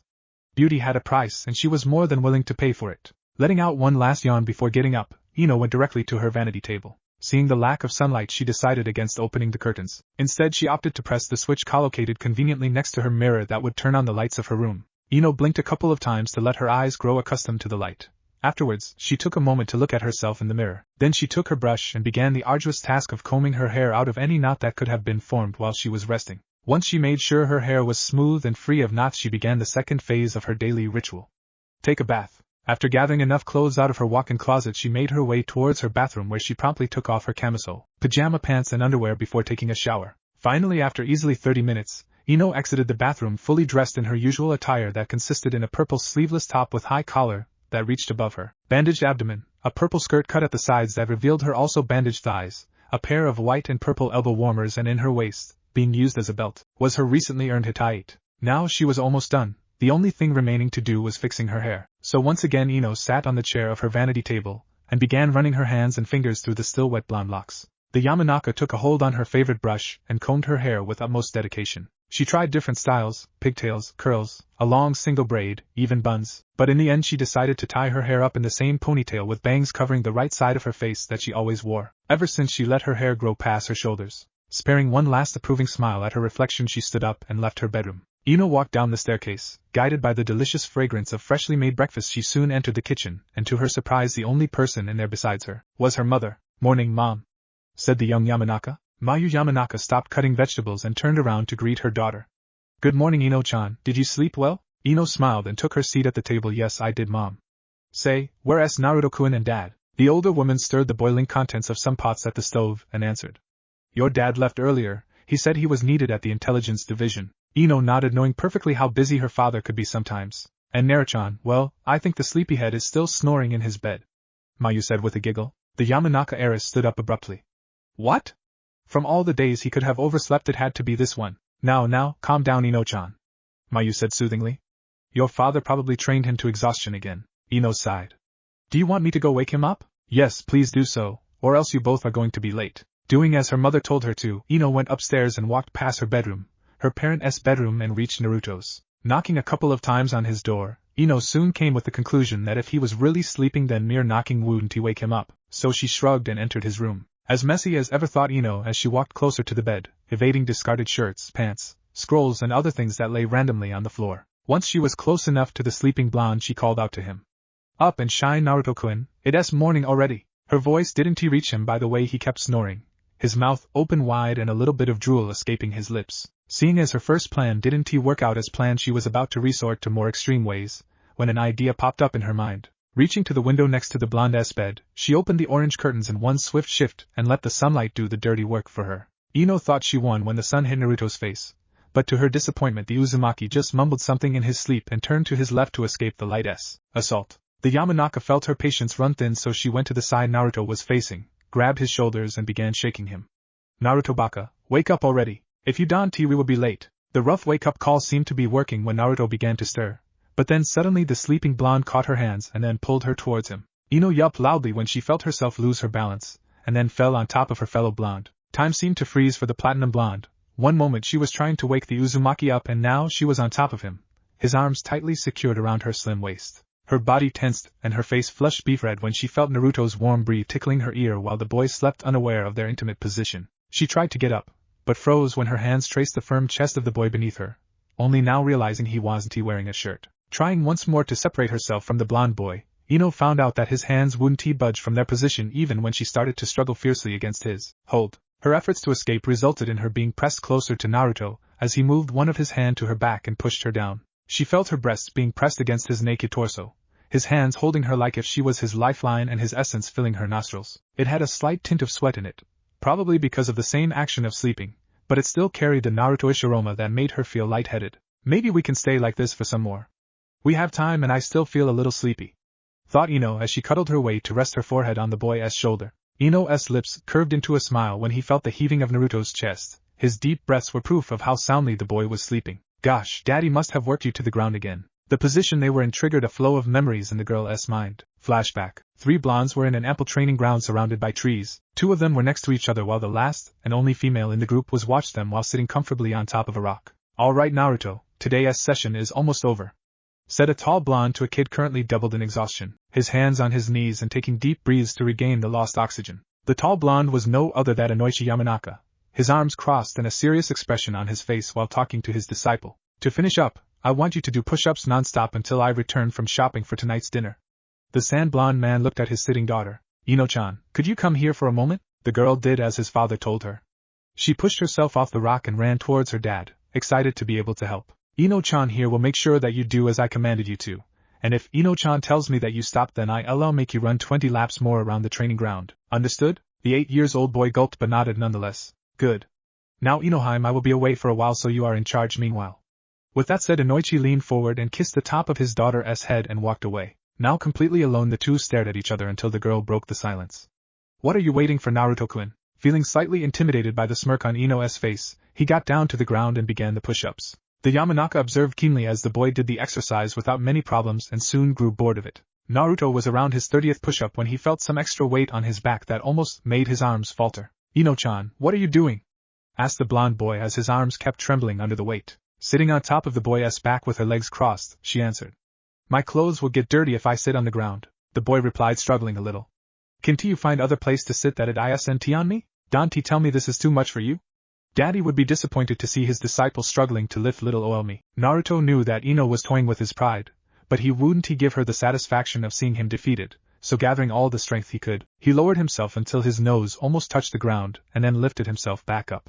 Fine, sit tight and watch how the future Hokage does things, Databeo. The Uzumaki continued with the push-ups for 10 minutes, and the platinum blonde had to say that she was impressed. Not a single time he faltered. His will to succeed gave him strength to do anything he focused his mind into. He never complains, no matter how hard Daddy trains him, he never gives up. Eno was brought out of her thoughts when the boy she was thinking about spoke. Kami, Eno, you are heavy. The girl's brow twitched. There are things that should never be said to any girl, and Eno was about to teach Naruto that. Really now? The Uzumaki never saw the narrowed eyes or the mischievous grin on Eno's lips. The Yamanaka waited until Naruto was almost touching the ground again to begin her assault of tickles on the defenseless boy. Eno, cut it out! Naruto demanded while trying to contain his laughter, but Eno didn't stop. In fact, she sped up her attack until it became too much for the boy. His arms flaked, and the weight drove him to the ground. The whiskered boy rolled around on the ground laughing uncontrollably while trying to escape from his attacker. Once he managed to regain his breath, Naruto rolled them around so he could gain the upper hand and retaliated by ticking Eno's belly. Hey, stop it! Shrieked Eno while fending off the hands tickling her weak points. Did you think that only because you are a girl I wouldn't attack back? Eno was laughing so hard she thought she would pee herself, but the young girl acted quickly and countered by rubbing the whisker marks on the boy's face. The two kids played around on the ground for a while, unaware of the figure watching them from afar, his hands holding a couple of plastic bags. The man couldn't help but smile at the way the two kids interacted with each other. Naruto seemed really happy to be able to play with someone after being shunned for so long. Okay kids, break it off, it's time to go home. The two blondes stopped turning around, but they were still on the ground, Eno on top of Naruto, the two breathing heavily. Hey! I said break it off! Yelled Enoichi to the kids who seemed to be ignoring him. End of flashback. The Yamanaka didn't know or care how fast or slow the time passed by. For her it only existed the now as she let herself enjoy the embrace she was in, just how she did many years ago. My, Eno-chan, you're so bold. At the sound of a very familiar voice, Eno turned her head dangerously fast to see, as she feared, her mother. I came upstairs to see what was taking you so long. If I remember correctly, I told you to wake him up, not to sleep with him, Mayu said with a dreamy expression as she leaned against the doorframe. This isn't what it looks like. Eno managed to stutter while trying to sit up. Finally she battled her way out of the embarrassing position, but during her squirm she didn't notice where she placed her right hand until she felt something hard and rather large under her palm. Slightly intrigued at what could possibly be what was resting under her hand, she unconsciously groped it. It was until she heard a moan coming from the still sleeping Naruto that she deduced the identity of the object she was touching. Eno's face turned redder than the cherry tomatoes she liked so much when she confirmed that indeed, her hand was touching Naruto's groin. Foreseeing problems, Mayu quickly covered her ears while she walked back to the kitchen. She was halfway down the stairs when she heard the unmistakable voice of her only daughter. You pervert, wake up already. Eno-chan, wait up. Naruto whined to the girl walking several steps ahead of him. Said girl ignored his whines and continued her way. The boy slumped at the cold shoulder he was given by his female friend. Just like every other day, a pair of blonde could be seen walking down the streets of Konoha. Normally they would be walking side by side, but each time the girl walked ahead of the boy it could only mean one thing: the boy did something stupid to anger the girl. It wasn't my fault, Databeo, thought the boy. Imagine the surprise he got when he woke up from a very pleasant dream only to get the hell slapped out of him by a very angry blonde. A very angry and beautiful blonde on top of him. He quickly understood why the girl was so angry about. Come on, I couldn't help it. It was a natural occurrence of my body and I never told her to place her hand on my penis. The blonde boy was wearing a simple purple t-shirt, black cargo shorts that reached until his shins, black shinobi sandals on his feet and a Konoha Hittite on his forehead. But man, did her hand felt go. Naruto's thought process was cut when he felt someone pat his back. Twisting his head slightly to see his assailant, the Uzumaki saw no others than two good friends of him. Morning, Naruto. Spoke a chubby boy through a mouth full of chips. Naruto gave his friend a smile and returned the greeting. Good morning, Choji. Choji Akimichi, heir of the Akimichi clan, was a brown-haired boy the same age as Naruto. He had whorl marks on his cheeks and his outfit consisted in brown shorts, a long white scarf, a short-sleeved green jacket over a white shirt with the kanji for food on it, ring earrings, and his legs and forearms were wrapped in bandages. His forehead protector was also worn on a bandana around his head cut at the sides in a way that allowed his hair to spike out of it. Morning, said a black-haired boy after taking one unnecessarily long yawn. Morning to you too, Shikamaru, said Naruto. Shikamaru Neru, heir of the Nara clan, was a boy with black hair tied up in a spiky ponytail. Besides a face dull of laziness, he also wore a green lined mesh t-shirt under a short-sleeved gray jacket with green edges, adorned on both the sleeves and the back with a circle with a line through it, his blue forehead protector worn around his left arm, brown pants, and blue sandals. Hey Naruto, what's up with that woman? Shikamaru asked while walking next to the blonde. Choji used the time that took opening another bag of chips to join the conversation. She seems pretty mad. What did you do this time, Naruto? Naruto for his part had his eyebrow twitching. Why does everyone assumes I did something stupid every time Eno is mad? Sighing, the young Nara said. Listen Naruto, believe me when I said that it's better for you to just accept that it was your fault, and leave it at that. How can you said that if you don't even know the facts? Asked the Uzumaki. Troublesome fine, what happened? Naruto slowed down and motioned for his two friends to come closer. Once Choji and Shikamaru were in a distance where Naruto was sure Eno wouldn't hear them spoke. Guys, what happened was that when I woke up, the two boys waited patiently for Naruto to continue, but there wasn't any signal that the blonde would resume his explication. Then the blonde began to sweat and shiver. It's impossible, she shouldn't be able to hear us. Is this the legendary women's intuition? The male heirs followed Naruto's gaze to find the reason of his weird behavior. There, in a pair of emeralds were graved promises of pain and eternal suffering as the blonde girl glared intensive at his blonde counterpart. Naruto gulped. Guys, better we leave it like this. The two boys nodded in understanding. In a classroom flooded with excitement, young Genin waited expectantly for the announcement that would decide who they will work with for the next years. Boys and girls alike talked with each other, hoping to calm down the nerves that grew stronger with each passing minute. Some of the fresh shinobi contributed to the ambient by speaking aloud or proclaiming loudly how great as a ninja they would be. Yaha! Nothing is going to stop us, Akamaru! Howled the boy noisily, causing the small white dog poking his head curiously out of the boy's gray fur jacket to give a bark in agreement. Kiba, do you have to be so loud so early on the morning? Groaned Shikamaru, as he lifted his head out of his folded arms resting on the table. The noisy boy smirked, showing his large canines, one of the many animalistic traits that denounced him as a member of the Inuzuka clan, as well as being of the most visible ones alongside his slitted pupils and the red markings that resembled fangs marred on his cheeks. Come on, don't be such a spoilsport. Today we will meet our teams, show some excitement you bum, said the boy named Kiba to the black-haired boy sitting on his left. The Nara didn't even respond. Instead he just leaned right back into his folded arms and closed his eyes. Kiba, seeing as Shikamaru wasn't going to talk anymore, decided to socialize with the other two boys sitting at the same large desk as him. Said boys were Naruto and Choji. After talking for a while about noting in particular, Kiba noticed something weird. Hey Naruto, how come you're sitting with us instead of with your girlfriend? Teased the Inuzuka. Shut it Kiba, she is not my girlfriend. Growled out the whiskered boy. The Inuzuka smirked wider this time. Calm down man, all I'm saying is that it's nice to see you out of your leash once in a while. Oh, now you are talking about leashes, dog boy? How about I get you a flea collar? We wouldn't want you to stick your fleas to Akamaru now, would we? Asked Naruto with a smirk of his own. Why you? Kiba was about to leap at Naruto when he heard the guffaws coming from the boy sitting next to the Uzumaki. Choji, who had been watching the conversation between the two bickering, laughed at their antics, but stopped when he saw them, looking at him with narrowed eyes. Sorry guys, it's just that is always the same with you two, said the Akimichi while trying to keep in his laugh. Naruto and Kiba shrugged, both of them now calmer than before. Then Kiba sent a not-so-subtle glance towards the other side of the room to see the Yamanaka heiress's stern expression. Anyway, did you do something stupid to make her mad again? The pharaoh boy asked. A tick mark formed in Naruto's forehead, but even so remained calm. Why everyone does assumes that is my fault. Now Shikamaru joined the conversation.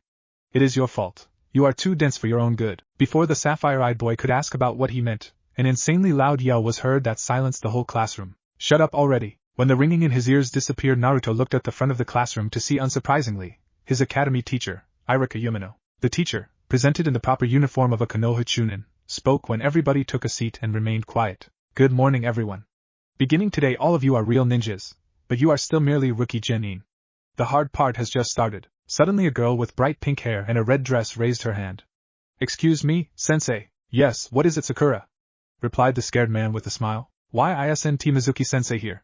The only pink-haired girl in the class asked. The chunin sighed and then spoke with a small frown on his face. Mizuki was discovered to be a traitor yesterday when he tried to escape the village with the forbidden scroll of seals. Most of the class let out surprised gasps when they heard the words of their instructor. Soon enough murmurs were echoing in the classroom, ranging from murmurs of disbelief to murmurs of anger and betrayal. However, the details of what happened is confidential, so I won't be able to answer any questions you may have about what happened. The low voices continued for a while until they disappeared completely. Seeing the grim expressions on the faces of his students, the Chunin tried to lighten up the situation. Relax, guys. This is a daily occurrence in the lives of shinobi, but with the correct training you will all be able to deal with it, I'm sure of it. A wave of confidence washed over the young ninjas when they saw the smile on their sensei's face. Now you will be soon assigned duties by the village. So today we will be creating the 3-man teams and each team will have a jonin sensei. You will follow that sensei's instruction as you complete the assigned duties. With that said, Irika pulled out a chart and started to read the members of each team one by one until Team 7 will be Haruno Sakura, Naruto Uzumaki. Sakura slammed her forehead on the desk. The blonde sitting next to her glared at her in a mix of jealousy and anger. And Uchiha Sasuke. Your sensei will be Hatake Kakashi. As soon as those words left the instructor's mouth, two things happened. First, Sakura's mood did a complete turnaround as she cheered loudly, and second, Naruto frowned. Eno watched with pity at the Uzumaki until the girl next to her decided to make herself known. Take that, Eno pig. Sasuke-kun is as good as mine. The Yamanaka looked at her clearly annoyed. Forehead, how many that do I have to tell you that I don't like Sasuke? Sakura smirked smugly. Yeah right, then tell me why do you wear the same arm warmers as him? What are you talking about? He was the one who copied me. Eno nearly screamed. Give it up, piggy, you won't be able to fool me, stated the convinced Haruno. Eno rubbed her temple in frustration. Why did I sit next to this girl? Next, teammate Inuzuka Kiba, Hyuga Hinata and Aburame Shino. Your sensei will be Yahi Kurinai. Kiba looked at the shy girl with dark blue hair fidgeting in the corner, and then at the quiet boy with brown hair, a high-collar light green jacket, and sunglasses. Team 9 is still on circulation. Team 10 Yamanaka Eno, Naro Shikamaru and Akimichi Choji. Your sense is going to be Sarutobi Asuma. The 3 members of the new Eno Shikacho nodded at each other. Your new sensei shouldn't take long to get here, so please wait patiently, said the teacher to the class. True to Irika's words, soon enough the jonin began to flock to the room, taking their teams with them when they left. As the minutes passed by, the once congregated classroom began to feel the shortage of people as there were more and more empty seats, and the room grew quiet. Team 10 with me, a tall bearded man dressed in the standard Konoha jonin uniform said as he placed a cigarette on his lips. Doing as the man instructed, Eno, Shikamaru and Choji walked down the steps to join the man in the front of the room. Shikamaru and Choji followed their sensei out of the room, but Eno lagged behind to send one last worried glance at the boy that sat by himself since his friends left. Naruto saw the platinum blonde looking at him, so he grinned widely and gave her a thumbs up. The Yamanaka smiled and left the room running to catch up with her team. Now with Team 10 gone, the only people remaining were Team 7 and Irika. 10 minutes later, Irika left with the excuse of having to go grade exams. Left to their own devices, Sakura began pestering Sasuke about going on a date, but after 10 minutes of being rejected by the cold boy, she gave up and sat in an empty desk. Minutes passed and there weren't signs of their sensei. Naruto sighed and decided to at least have a decent relationship with his new teammates, so he stood up and went over to Sasuke. Sasuke, seeing as we are going to be in the same team for the next years, let us work hard together, said Naruto as he stretched his arm to shake hands with the raven-haired boy. The Uchiha for his part didn't even move from the position he was in, his elbows on the table and behind his interlaced fingers was his face. The raven-haired boy snorted. Just don't get in my way. Naruto retracted his hand. You are a dickhead, you know that? The two boys stared at each other with hate shining off their eyes. Naruto baka, leave Sasuke-kun alone, screeched Sakura while storming off to slug the blonde in the head, but Naruto saw the punch coming a mile away and easily sidestepped the attack. Sakura's body staggered forward when all the strength she infused in her fist missed her target, and eventually lost her balance and fell on the floor. The Uzumaki scoffed. Sakura, you never learn, do you? Then he turned to the Uchiha. And you Sasuke, grow up already. Then the blonde left his two teammates, and sat far away from them. For the next hour an uncomfortable silence washed over the almost empty room. While waiting, Naruto thought about playing a prank on their sensei for making them wait for so long, but in the end he decided against it. It would make Inoichi-sensei look bad. Finally, after pushing their patience to the limits, Team 7 was rewarded when a mop of spiky silver hair peeked through the doorway. Team 7, meet me on the rooftop. And with that, the man left. Okay, let us start with some introduction, said a man as he sat leisurely on the roof's guardrail. Naruto looked at the man in detail. The spiky silver hair, the mask covering his nose and mouth, the forehead protector covering his left eye, the standard Konoha shinobi outfit, and a lazy attitude that could rival Shikamaru's. Yep, this man is indeed the copy ninja, Hatake Kakashi. What do you want to know? Asked Sakura as she sat next to Sasuke, her legs pulled to her chest. The tall jonin shrugged. How about your likes, dislikes, dreams for the future, hobbies? Stuff like that. Once more, the only girl in the group queried. Sensei, could you show us how to do it first? It isn't that hard, but alright. The Jonin took some seconds to think about what to say. Well, my name is Kakashi Hatake. I have no desire to tell you about my likes and dislikes. Dreams for the future? And I have a lot of hobbies, Sakura deadpanned. All we learned was his name, the blonde smirked. That's not true. We also learned that he has a lot of hobbies. Kakashi crossed his arms. Okay Blondie, seeing as you want to talk that much, how about you go next? Sure, I don't have a problem with it, Hatake-san. My name is Uzumaki Naruto. My likes are the Yamanaka clan, the Hokage and my friends. My dislikes are arrogant jerks. Sasuke narrowed his eyes. Traitors and people who try to hurt my precious people. My dream for the future is to become strong enough to be able to protect the people I care about, and my hobbies train and read, I guess. Kakashi seemed mildly surprised at the blonde's introduction. Not bad. Enoichi did a good job raising him. Next. The Jonin said. Sasuke, sitting in the same position he was in before, his face behind his interlaced fingers, introduced himself. My name is Uchiha Sasuke. There are tons of things I dislike, but I don't really like anything. And I don't want to use the word dream, but I have an ambition, the resurrection of my clan and to kill a certain man. In the silence that the introduction left, several thoughts wandered in the minds of the remaining members of Team 7. Cool, thought the infatuated Kunoichi. Different ideas the blonde mused in his head. He will never change, he is hell-bent on taking revenge against the traitor Uchiha Dadabayo. I thought so, Kakashi mentally confirmed. Okay, and lastly, the girl. The pink-haired girl bashfully presented herself. I'm Haruno Sakura. The thing I like is, well, the person I like is. She glanced at Sasuke and blushed. Should I say my dream for the future? Again, she glanced at the Uchiha, blushed, but this time also squealed. And your dislikes? This time, the girl answered without hesitation. Eno Pig and Naruto Baka. Is this some kind of joke? The masked man thought as he scratched his cheek. Meanwhile, Naruto turned to the girl. Watch it, Sakura, I don't care if you insult me, but I won't allow you to insult anyone of the Yamanaka clan, especially Eno-chan. What did you say, Baka? Just before Sakura could attack, Kakashi decided to stop the conflict. Stop it, you two. Tomorrow we will start our duties. The genin seemed interesting. What kind of duties, Sensei? The gal inquired. First we are going to do something with only the four of us, and that is survival training. The Haruno seemed confused. Why is our duty training? We did enough training at the academy, the blonde boy answered. It won't be training, it will be more like a test at anything, and only the best are going to be considered as genin. Isn't that right? Kakashi nodded. You are well informed. In fact, of the 27 graduates, only 9 will be chosen as genin. The rest will go back to the academy. This test has a failure rate of over 66%. Naruto closed his eyes, Sakura's face turned grim, and Sasuke sweated. Tomorrow you will be graded in the training field. Bring your shinobi tools, and skip breakfast, you will throw up. It was delicious like always, Mayu-san, Naruto said as he dried one glass plate carefully. The woman besides the boy rinsed another plate before handing it over. Thank you, Naruto-chan. But it isn't necessary for you to help me with the dishes. Naruto shrugged. It's the least I can do. After all, you prepared a feast for us tonight again. Mayu laughed. You deserve it. Both you and Eno-chan ended up in the top 5 of the academy. You were second and Eno was 4th behind the Aburame boy. That is something to be proud of, I guess, but I should have tried harder to beat the Uchiha, pouted the Uzumaki. The platinum blonde flicked some drops of water at the boy. Naruto-chan, sulking isn't allowed in this house. We are all proud of you. The woman dried her hands and then motioned to Naruto to follow her.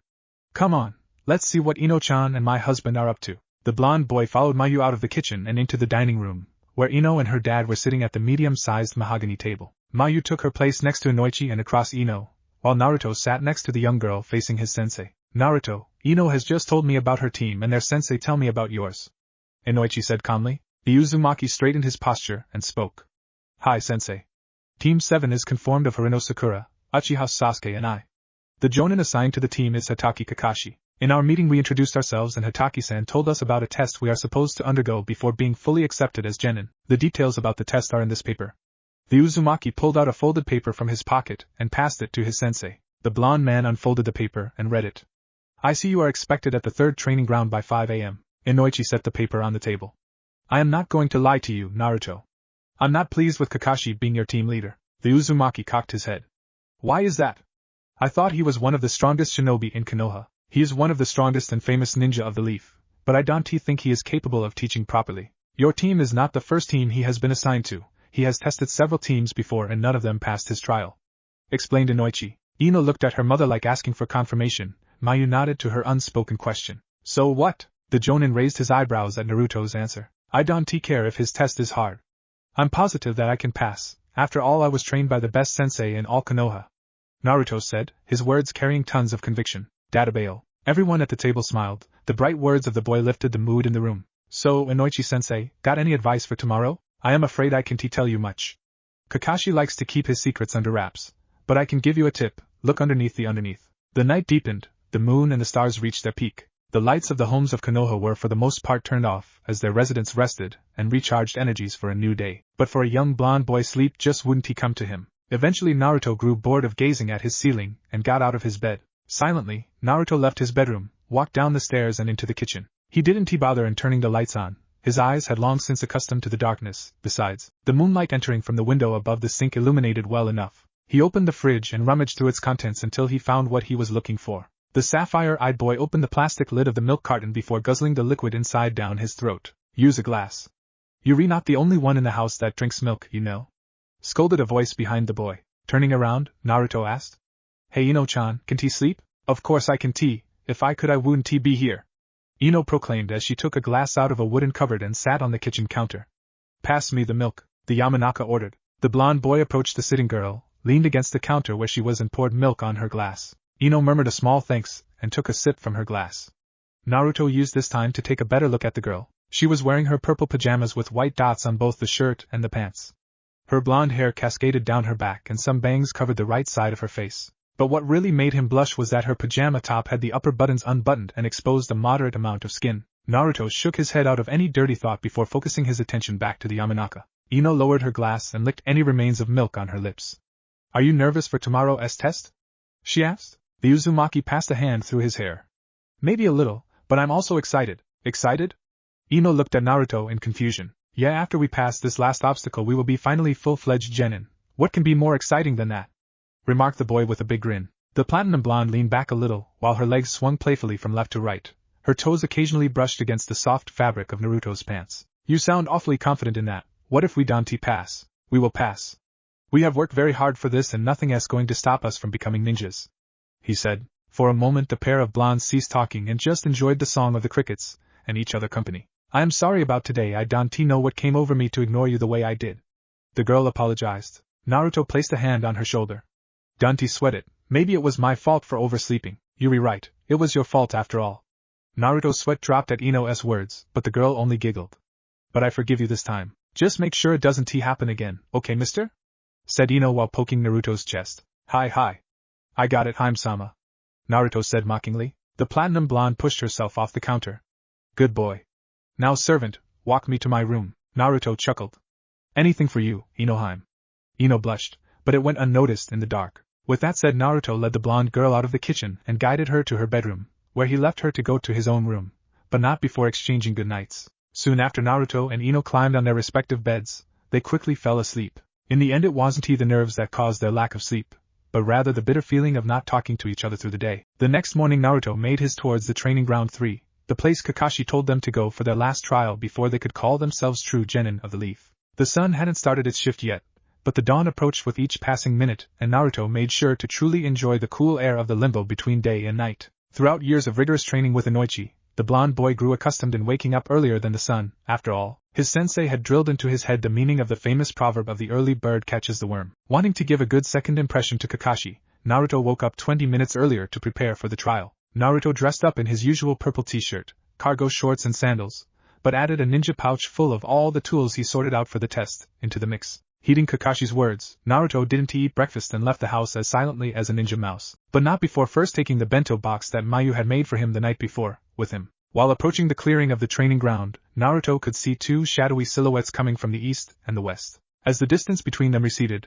the figures revealed themselves to be the blonde's teammates. Sasuke seemed to have no problem in waking up so early in the morning. The Uchiha, true to his firm, stoic persona, approached the clearing with an air of indifference surrounding him. But Naruto could see determination burning in the onyx eyes of the Avenger. Sakura was the total opposite. Her long and vibrant pink hair had several out-of-control strands poking out of her usual style. One would assume she was bound to trip as she advanced with her back hunched and her eyes phasing from open to closed in a blink of an eye. When their paths interconnected and the three members of Team 7 came face to face, they exchanged silent greeting by nodding their heads to each other, and then they waited patiently for the arrival of their, hopefully, new teacher. And so they waited. Even when the last trace of night faded from Konoha, hope didn't left the hearts of the genin aspirants. Even when birds flew out their nests in search for food while chirping their famous songs just like any other day. They waited. Team 7 expected their sensei to appear in any moment. Gazing in every direction, just like children waiting for their mother to pick them up from school, expecting, but with blind faith that sooner or later that figure they longed so much for would appear before them. They waited and waited and waited, while at the same time similar notions kept them busy. He must be about to come, they thought. It has been an hour. Even he wouldn't dare to make us wait much longer. It is an official test after all.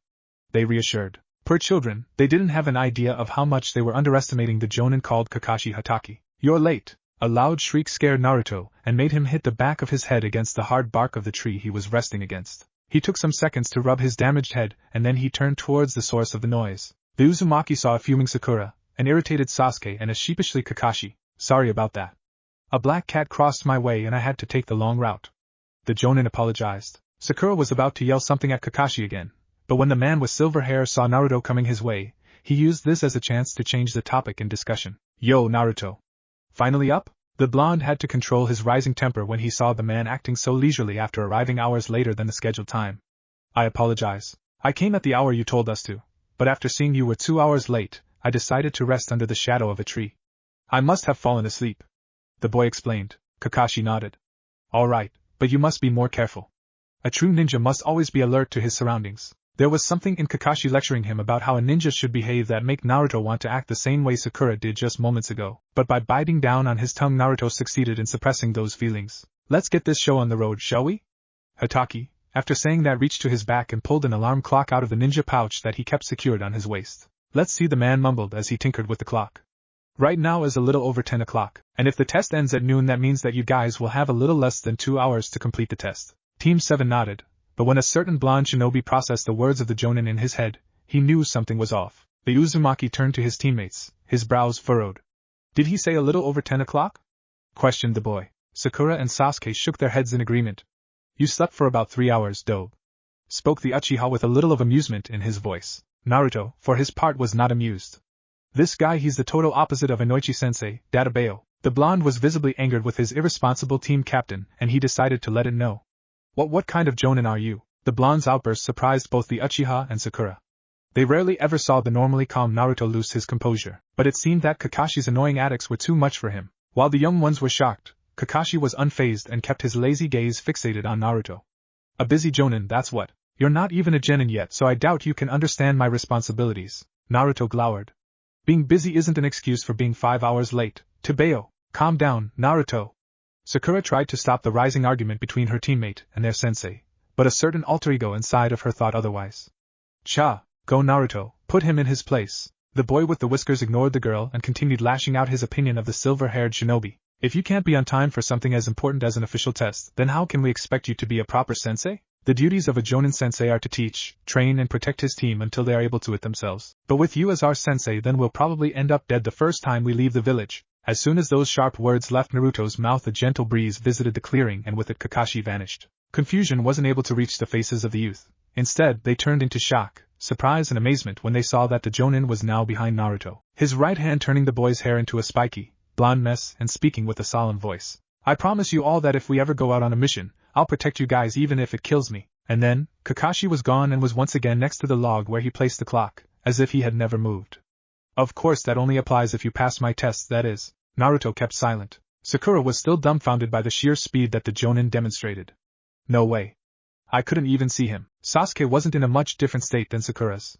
He was clearly impressed, but he was also excited at the prospect of having a strong ninja teaching him. So this is a jonin. When Kakashi saw that the kids were in deep in thoughts, he cleared his throat to get their attentions and then spoke. Well, we have already lost some precious time for the test thanks to Grumpy here. The jonin sent a look at the frowning Naruto and mentally laughed at the angered blonde. This is too easy, so I'll quickly explain the rules of the test so we can get started.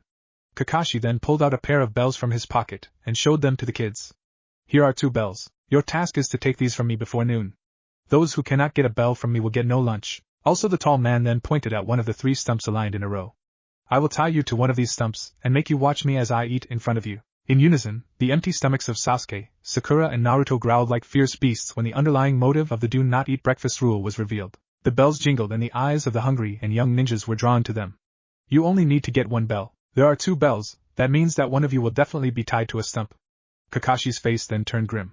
And the person who doesn't get a bell fails, so at least one of you will be sent back to the academy. There was silence, then a ghostly breeze blew as if emphasizing the seriousness of the situation and carrying with it the spoken words alongside several fallen leaves in its soft cradle. Kakashi's face turned back to its normal state after that brief and tense lapse. Don't be afraid to use tools or weapons. You won't succeed unless you come at me with the intent to kill. But you will be in danger. An uneasy Sakura retorted. Naruto let out a short laugh. He is a jonin.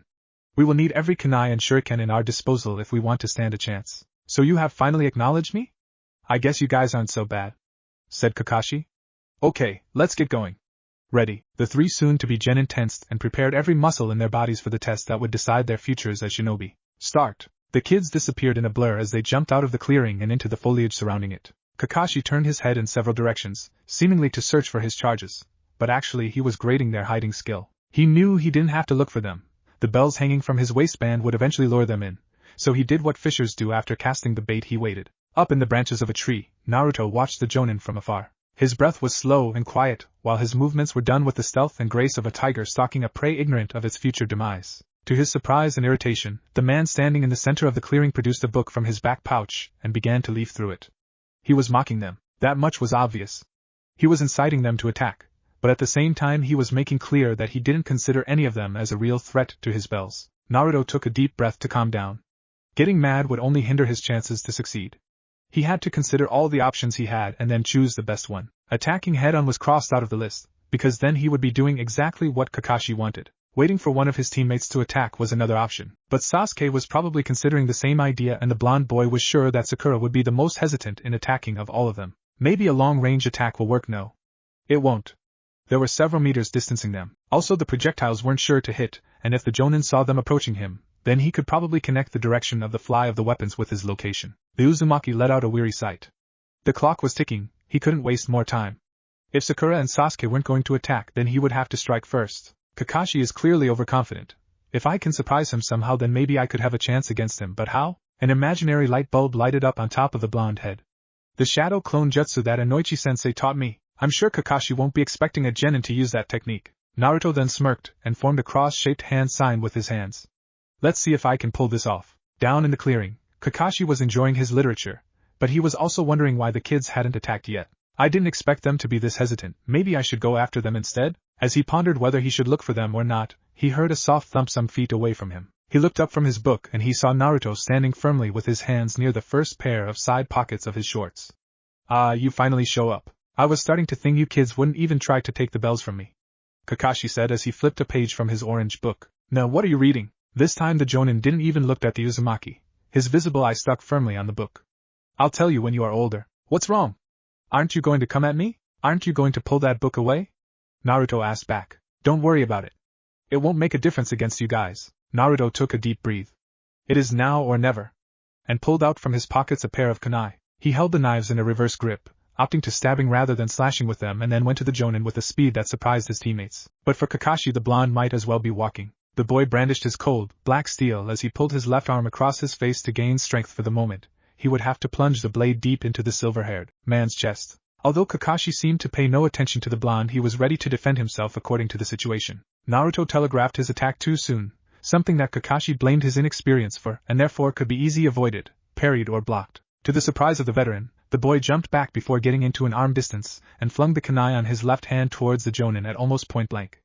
A feint, thought Kakashi, alarmed. To the merit of the experienced ninja, he managed to dodge the surprise attack, but to do so he had to jump slightly to the left, and in that brief moment, when his feet were off the ground, he saw a second kunai about to pierce his flesh. He acted purely by instinct and slapped the knife away with the cover of his book, but at contact the kunai erupted in a cloud of white smoke that covered the man completely. As soon as Kakashi parried the blade, Naruto, knowing what was about to come, jumped to the ground at the right moment to avoid being hit by one of the many shuriken that whirled over his head and into the cloud of smoke where the jonin was last saw at. As Naruto rose from the ground and waited for the smoke to dissipate, 4 clones of the said blonde appeared from the trees behind him. Naruto and his clones watched nervous as the cloud began to fade. The prospect of seeing the unmoving body of Hokage with several shuriken sticking out as spines of a grotesque cactus made them shiver. Well, he did say to go at him with the intent to kill. To his relief, the figure that became familiar with the unforgiving edges of the shuriken wasn't Kakashi.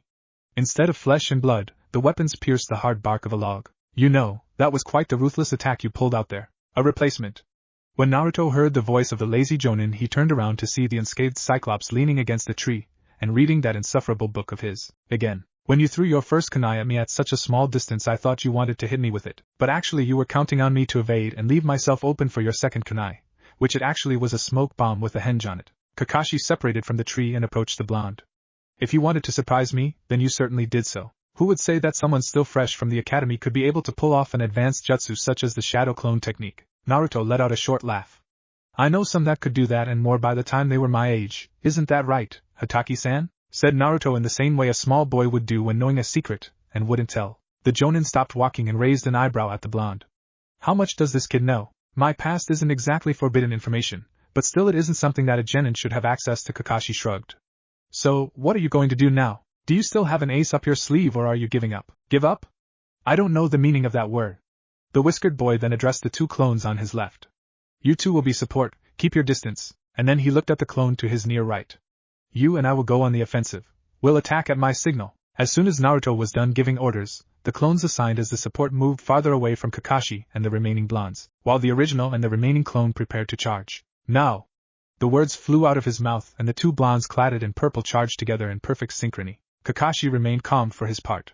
He even took the luxury to change the page he finished reading as Naruto and his clone approached him on a warpath. The first attack came from the Naruto on the left in the form of a powerful haymaker directed at Kakashi's chin. Unfortunately, the difference in height between the Jonin and Naruto made it extremely easy for Kakashi to avoid it by only leaning his head back. The clone attacked only slightly later than the original.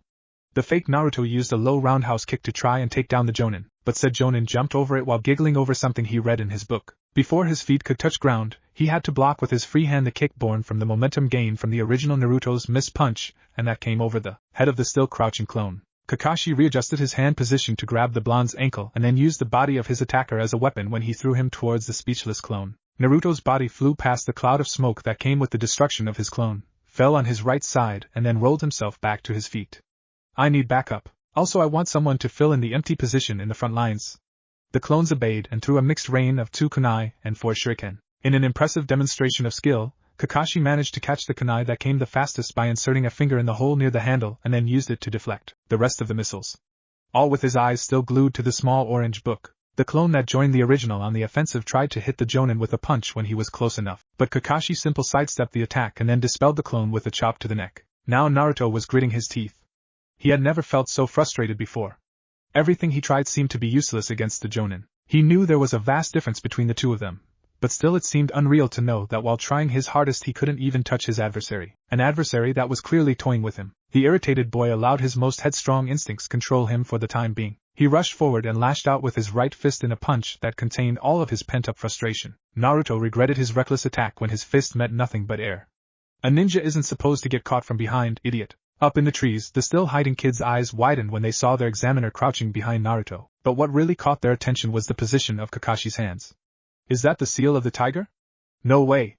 Is he going to use a ninjutsu against Naruto? Thought the alarmed Sakura, but before she could alert the boy on peril, Kakashi made his move. Konoha Hiden Taijutsu Oji, Senin Garoshi.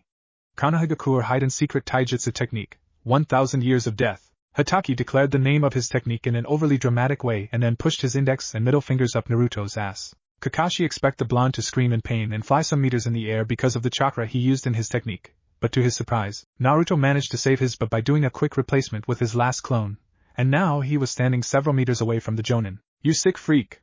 What kind of jutsu was that? Naruto yelled with a small blush on his face and his hands covering his rear guard. Kakashi stood up from his crouched position and chuckled while rubbing the back of his head. Good reflexes, I actually thought I had you this time. Once more, Naruto was not amused by the antics of the man. That's it, you're going down. The Uzumaki then went towards the edge of the clearing and jumped to a branch of a tree. Meanwhile, Kakashi was watching the blonde with a curious look as the boy jumped to the tree and then glared at him as he stood on a branch. Curiosity turned into indifference when he saw the blonde doing a cross seal with his hand about to unleash a technique well known to the silver-haired ninja. Kage Bunshin no Jutsu. Shadow Clone Technique. Suddenly, 32 Naruto clones appeared in the clearing, every one of them glaring at Kakashi. The original Naruto stood above his clone like a general ready to command his troops. He acknowledged Kakashi's strength. The man was probably able to battle an army of shinobi and still win, therefore 32 clones of a genin should be nothing to him. But the ones that give up will never know if they could have one. Enoichi-sensei taught me that. Go! The clones charged as soon as the order reached their ears. They may not be the strongest, fastest or smartest clones in the elemental nations, but their pride as Naruto's was on the line and they wouldn't go down without a fight. The skirmish began and soon all that Kakashi could see was purple, black and yellow. The clones had quickly surrounded him and started sending attacks at every possible angle and direction. One would think that an experienced jonin like Kakashi could easily handle the blondes, and they wouldn't be wrong, but the amalgam of attacks was getting closer to actually hit him. A kick there, a kunai over there, a punch from above, Kakashi evaded or blocked them all. But when a shuriken scratched the cover of his precious Ika, the jonin knew it was time to hide the book and show some more of his skill. Naruto watched the battle unfold from his position on top of a branch. Even though his sea of clones didn't allow him to see his opponents, he knew for the fact that none of his clones had been destroyed so far, that they were faring pretty well. It all changed when Kakashi got serious. Small clouds of smoke started appearing haphazardly on the battlefield. Each burst meant the death of a clone. Slowly, the dense wall of blondes began to thin out as Kakashi dispatched them. Suddenly, everything stopped. The clones were no longer attacking.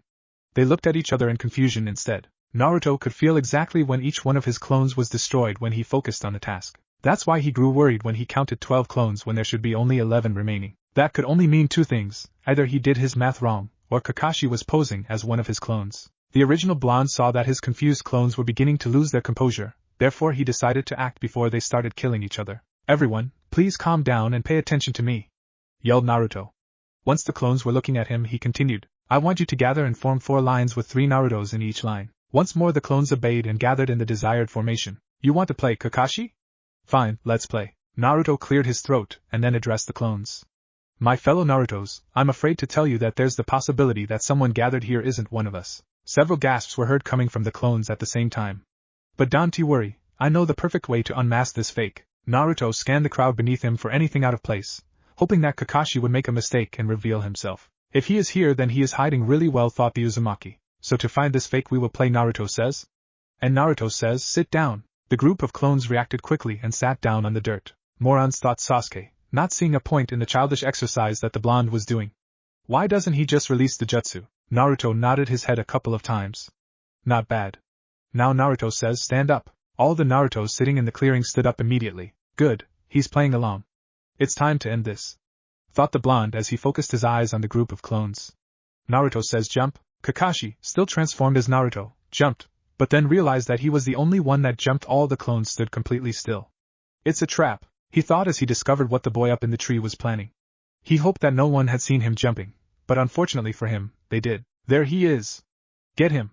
ordered the original Uzumaki as he pointed at the clone of the second line that had moved. Kakashi saw in slow motion how all the clones surrounding him leaped at him, and began punching, kicking and slashing. But even in a situation like that, the jonin found time to ponder about how ingenious his attacker resulted to be. "I knew that game of his was to weed me out, but I wasn't expecting it to be this way." Kakashi crouched under a kick aimed at his face. The first 2 rounds of his game were to make me feel a fake sense of security. The jonin punched a clone in the face and dispelled it. And Naruto had planned beforehand for the 3rd round to be a feint to discover me. It was a Kage Bunshin countermeasure. The clones stood no chance once the initial shock of Naruto's tactic faded. They gave their best, but in the end Kakashi was too much for them. Now it was Naruto's time to be shocked when all the clones that he had spawned were reduced to only 1, and that remaining Naruto resulted to be Kakashi once he dropped the hinge. Hatake laughed as he brushed the dirt away from his pants. "That was good, but it wasn't good enough, Naruto-kun." Kakashi then pulled out his book from the pouch again and opened it in the page that he left it. "Now let's end this. I still have to search for Sakura and Sasuke after all. Darn!" Naruto mentally cursed. He was tired and hungry. He needed to retreat to recover energies and come up with a new plan, but something told him that Kakashi wasn't going to let him leave that easily. "I need an opening," thought the Uzumaki, and as if someone had heard his pleas, several shuriken shot out the trees and impaled Kakashi. But once again Kakashi used the Kawarimi to switch places with a log. Naruto wasted no time and used the moment that Kakashi left the clearing, probably to track down whoever threw the weapons, as his chance to do a tactical retreat. Yura, Sakura. A pair of emerald green eyes opened slightly when their owner heard her name being called, and her cheek being slapped gently. The still disoriented girl closed and opened her eyes to make the blurry world that she saw turn back to the world she knew. She was still disoriented when flurries of memories rushed past her mind. The girl remembered seeing her teammate, and Crush gravely injured, Kunai lodged in almost every available space on his skin, blood dripping without restraint, one of his mutilated legs twisting in such an unnatural way that would give even experienced medics the creeps, and of course the condition, or rather the lack of her beloved's right arm. A cold shiver ran across her spine and Sakura felt she was going to pass out again. But before she lost conscience, a pair of hands grabbed her by the shoulders and began shaking her. "Come on, Sakura! Stay with me!" growled the owner of the hands grabbing her. Sakura focused her eyes onto the still blurry figure shaking her. "Sasuke-kun!" She, still in her emotional distress, thought that the figure was her crush and immediately buried her face on his chest. Shall she had looked carefully, she would have seen that the figure had spiky blonde hair and blue eyes, completely different than Sasuke's black hair and eyes. Naruto was confused to say the least. There he was being hugged by a girl that on many occasions had proclaimed her undying hate for him. It was a strange yet welcome change to the normally aggressive Sakura. The Uzumaki needed the girl to calm down as quickly as possible, so he rubbed her back in a comforting way until the pink-haired girl looked up from his chest. That was when all hell broke loose. Sakura let out a loud shriek when she acknowledged that the boy holding her was Naruto, and then, with a strength that no 12-year-old girl should have, pushed Naruto out of her embrace and then crawled backwards until her back hit against the body of a tree. Naruto, what do you think you're doing? The blonde stood up and brushed the grass off of his pants and shirts. Waking you up, that's what. Sakura ignored him, and instead of thanking the boy, she asked something that was bugging her mind. Sasuke-kun?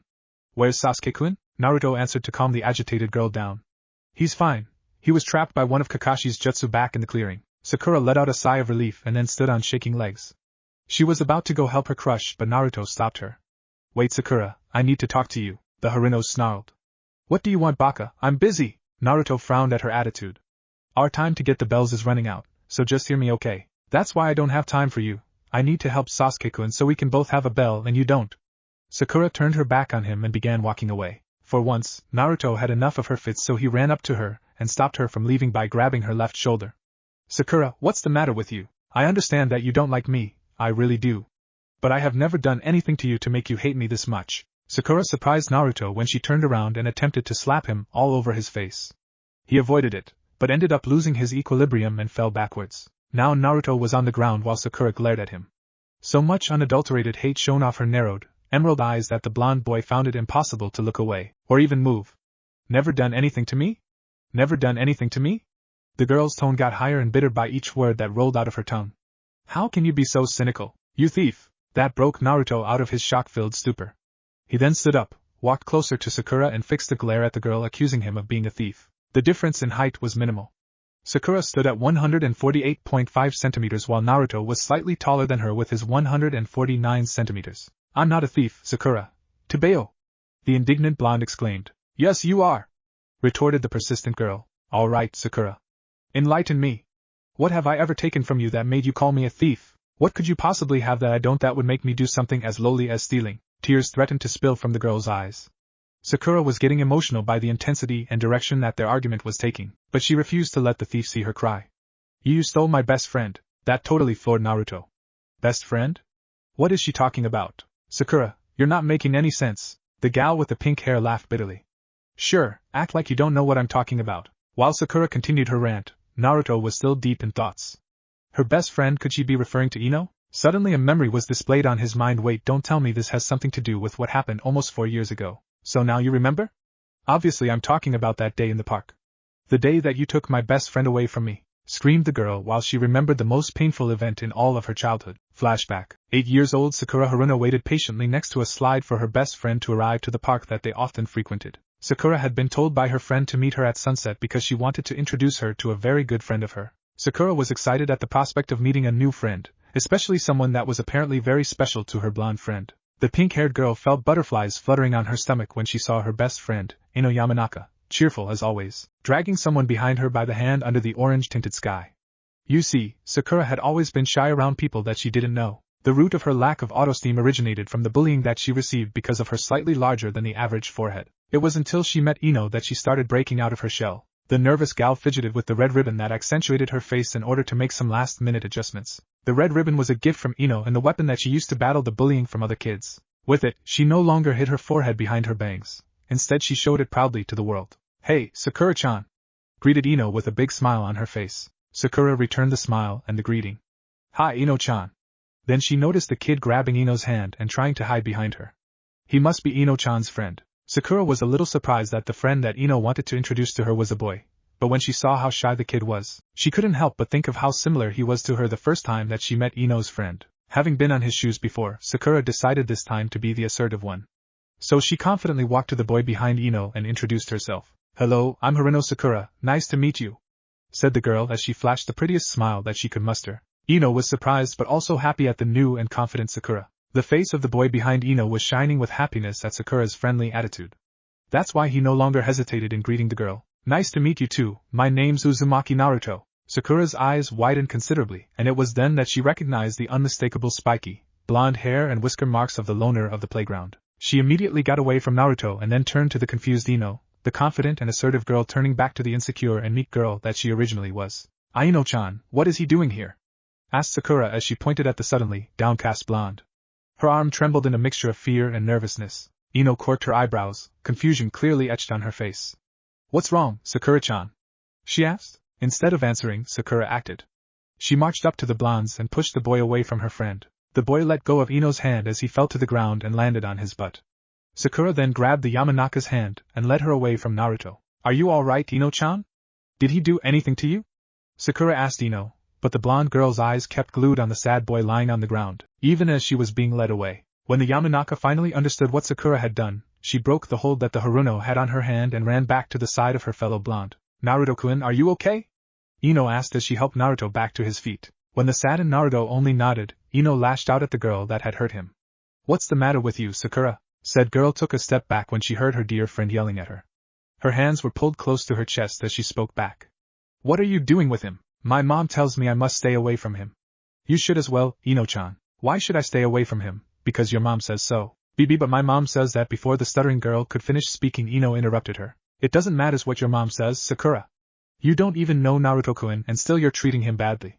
Apologize to him. Sakura felt hurt and betrayed. Eno had never scolded her. She had never been mad at her before. But now, Eno was yelling at her with a really scary tone, and it was all because of him. That kid. The boy that everyone avoided and the one her mother had told her to stay away from at all costs. So many people couldn't be wrong, right? Maybe this time it was Eno the one who was wrong. Besides, what would the other kids think if they saw her with the boy that everyone disliked? Would they start making fun of her again? Sakura shook her head at the possibility. She didn't want to go through that once more. So with that, Sakura made up her mind. Eno would have to choose between him and her. After hearing herself stuttering, she gathered all her courage and stood straighter. No, Eno-chan, I won't. She then stretched her arm towards her as if inviting Eno to take it. Come on, Eno-chan. Leave him alone and let's go play. Sakura truly believed that Eno would take her hand, leave the boy behind, and everything would turn back to normal. That's why it hurt her so much when the Yamanaka did nothing but stare at her with disapproval in the eyes that resembled hers in color. Eno-chan, Naruto tried to tell her that it was okay with her leaving him, but when the girl grabbed his hand and squeezed it, she made sure to let him know that the topic wasn't up to discussion. The pink-haired girl felt tears welling up in her eyes. The platinum blonde's silence was a clear answer to her, but still, she decided to try one more time. If he doesn't leave, I will. Sakura wished for her words to come out with strength and security, but when the words left her mouth they were nothing more than a beg, a desperate, insecure plead for her to be chosen over the boy that was threatening their friendship. When only silence greeted her ears, she began walking away. She really hoped that when Eno would see her leaving she would react and stop her, but the meters distancing them kept growing and nothing ever came. No hand that prevented her from leaving came, either her name being called was heard. The last bit of hope deep inside her died when she looked back and saw Eno dragging Naruto, again by the hand, towards the playground. Even with several meters distancing them, and even over the sound of her own heart shattering into million pieces, she could recognize Eno's cheerful voice. Come on, Naruto-kun. I want you to push me in the swings. Oh, and then we could play in the slide. And then the loud and excited voice became a mere murmur, and then transformed into silence when the pair of blondes got far enough. Sakura's lips scrunched up and warm tears flowed without restraint down her cheeks. To her, she had been changed by her best friend nonetheless, replaced by a boy that everyone, but Eno, disliked. The sniffing girl cleaned her tears away with the backside of her hands, all the while hiccuping. She then untied the red ribbon that symbolized the friendship between Eno and her and let it fall to the dirt. With that final act, the still crying girl left the park, the cursed place where she had first met her best friend and ultimately the place where they separated. Both Eno and Sakura would later learn that a bond like the one that they shared doesn't come very often. End of flashback. Sakura Haruno had grown with many friends, but none of them could replace Eno. She grew without someone who she could tell her deepest secrets to, without someone who she could feel completely comfortable with. And she blamed Naruto for that. Do you know how much it hurt when she chose you over me? Do you? Sakura yelled at him as crystalline liquid slowly saturated her lids. If you hadn't come around then Eno and I would still be friends. I lost a good friend that day, and it was because of you. Naruto stood there with the bangs of his hair darkening his face as he took all of Sakura's verbal assault. Selfish idiot, he muttered. What was that? Sakura was livid. Of all people, he, the thief, was calling her, the smartest girl in her class, an idiot. Sakura was about to go and pummel the blonde into oblivion, but then she saw how his arms were shivering and actually heard the tightening of his fists. I said, Naruto began. You are a selfish idiot. The girl took a step back when Naruto roared the insult at her. The amount of emotion that carried his words left her speechless. You are always thinking about yourself. Do you know how many people you hurt that day? The blonde then visible saddened. That day, Eno told me she wanted me to meet a very special friend of hers, the same friend that she always used to talk about whenever she came home. I was very nervous, but Eno wouldn't take no for answer, so later that day she dragged me to the park.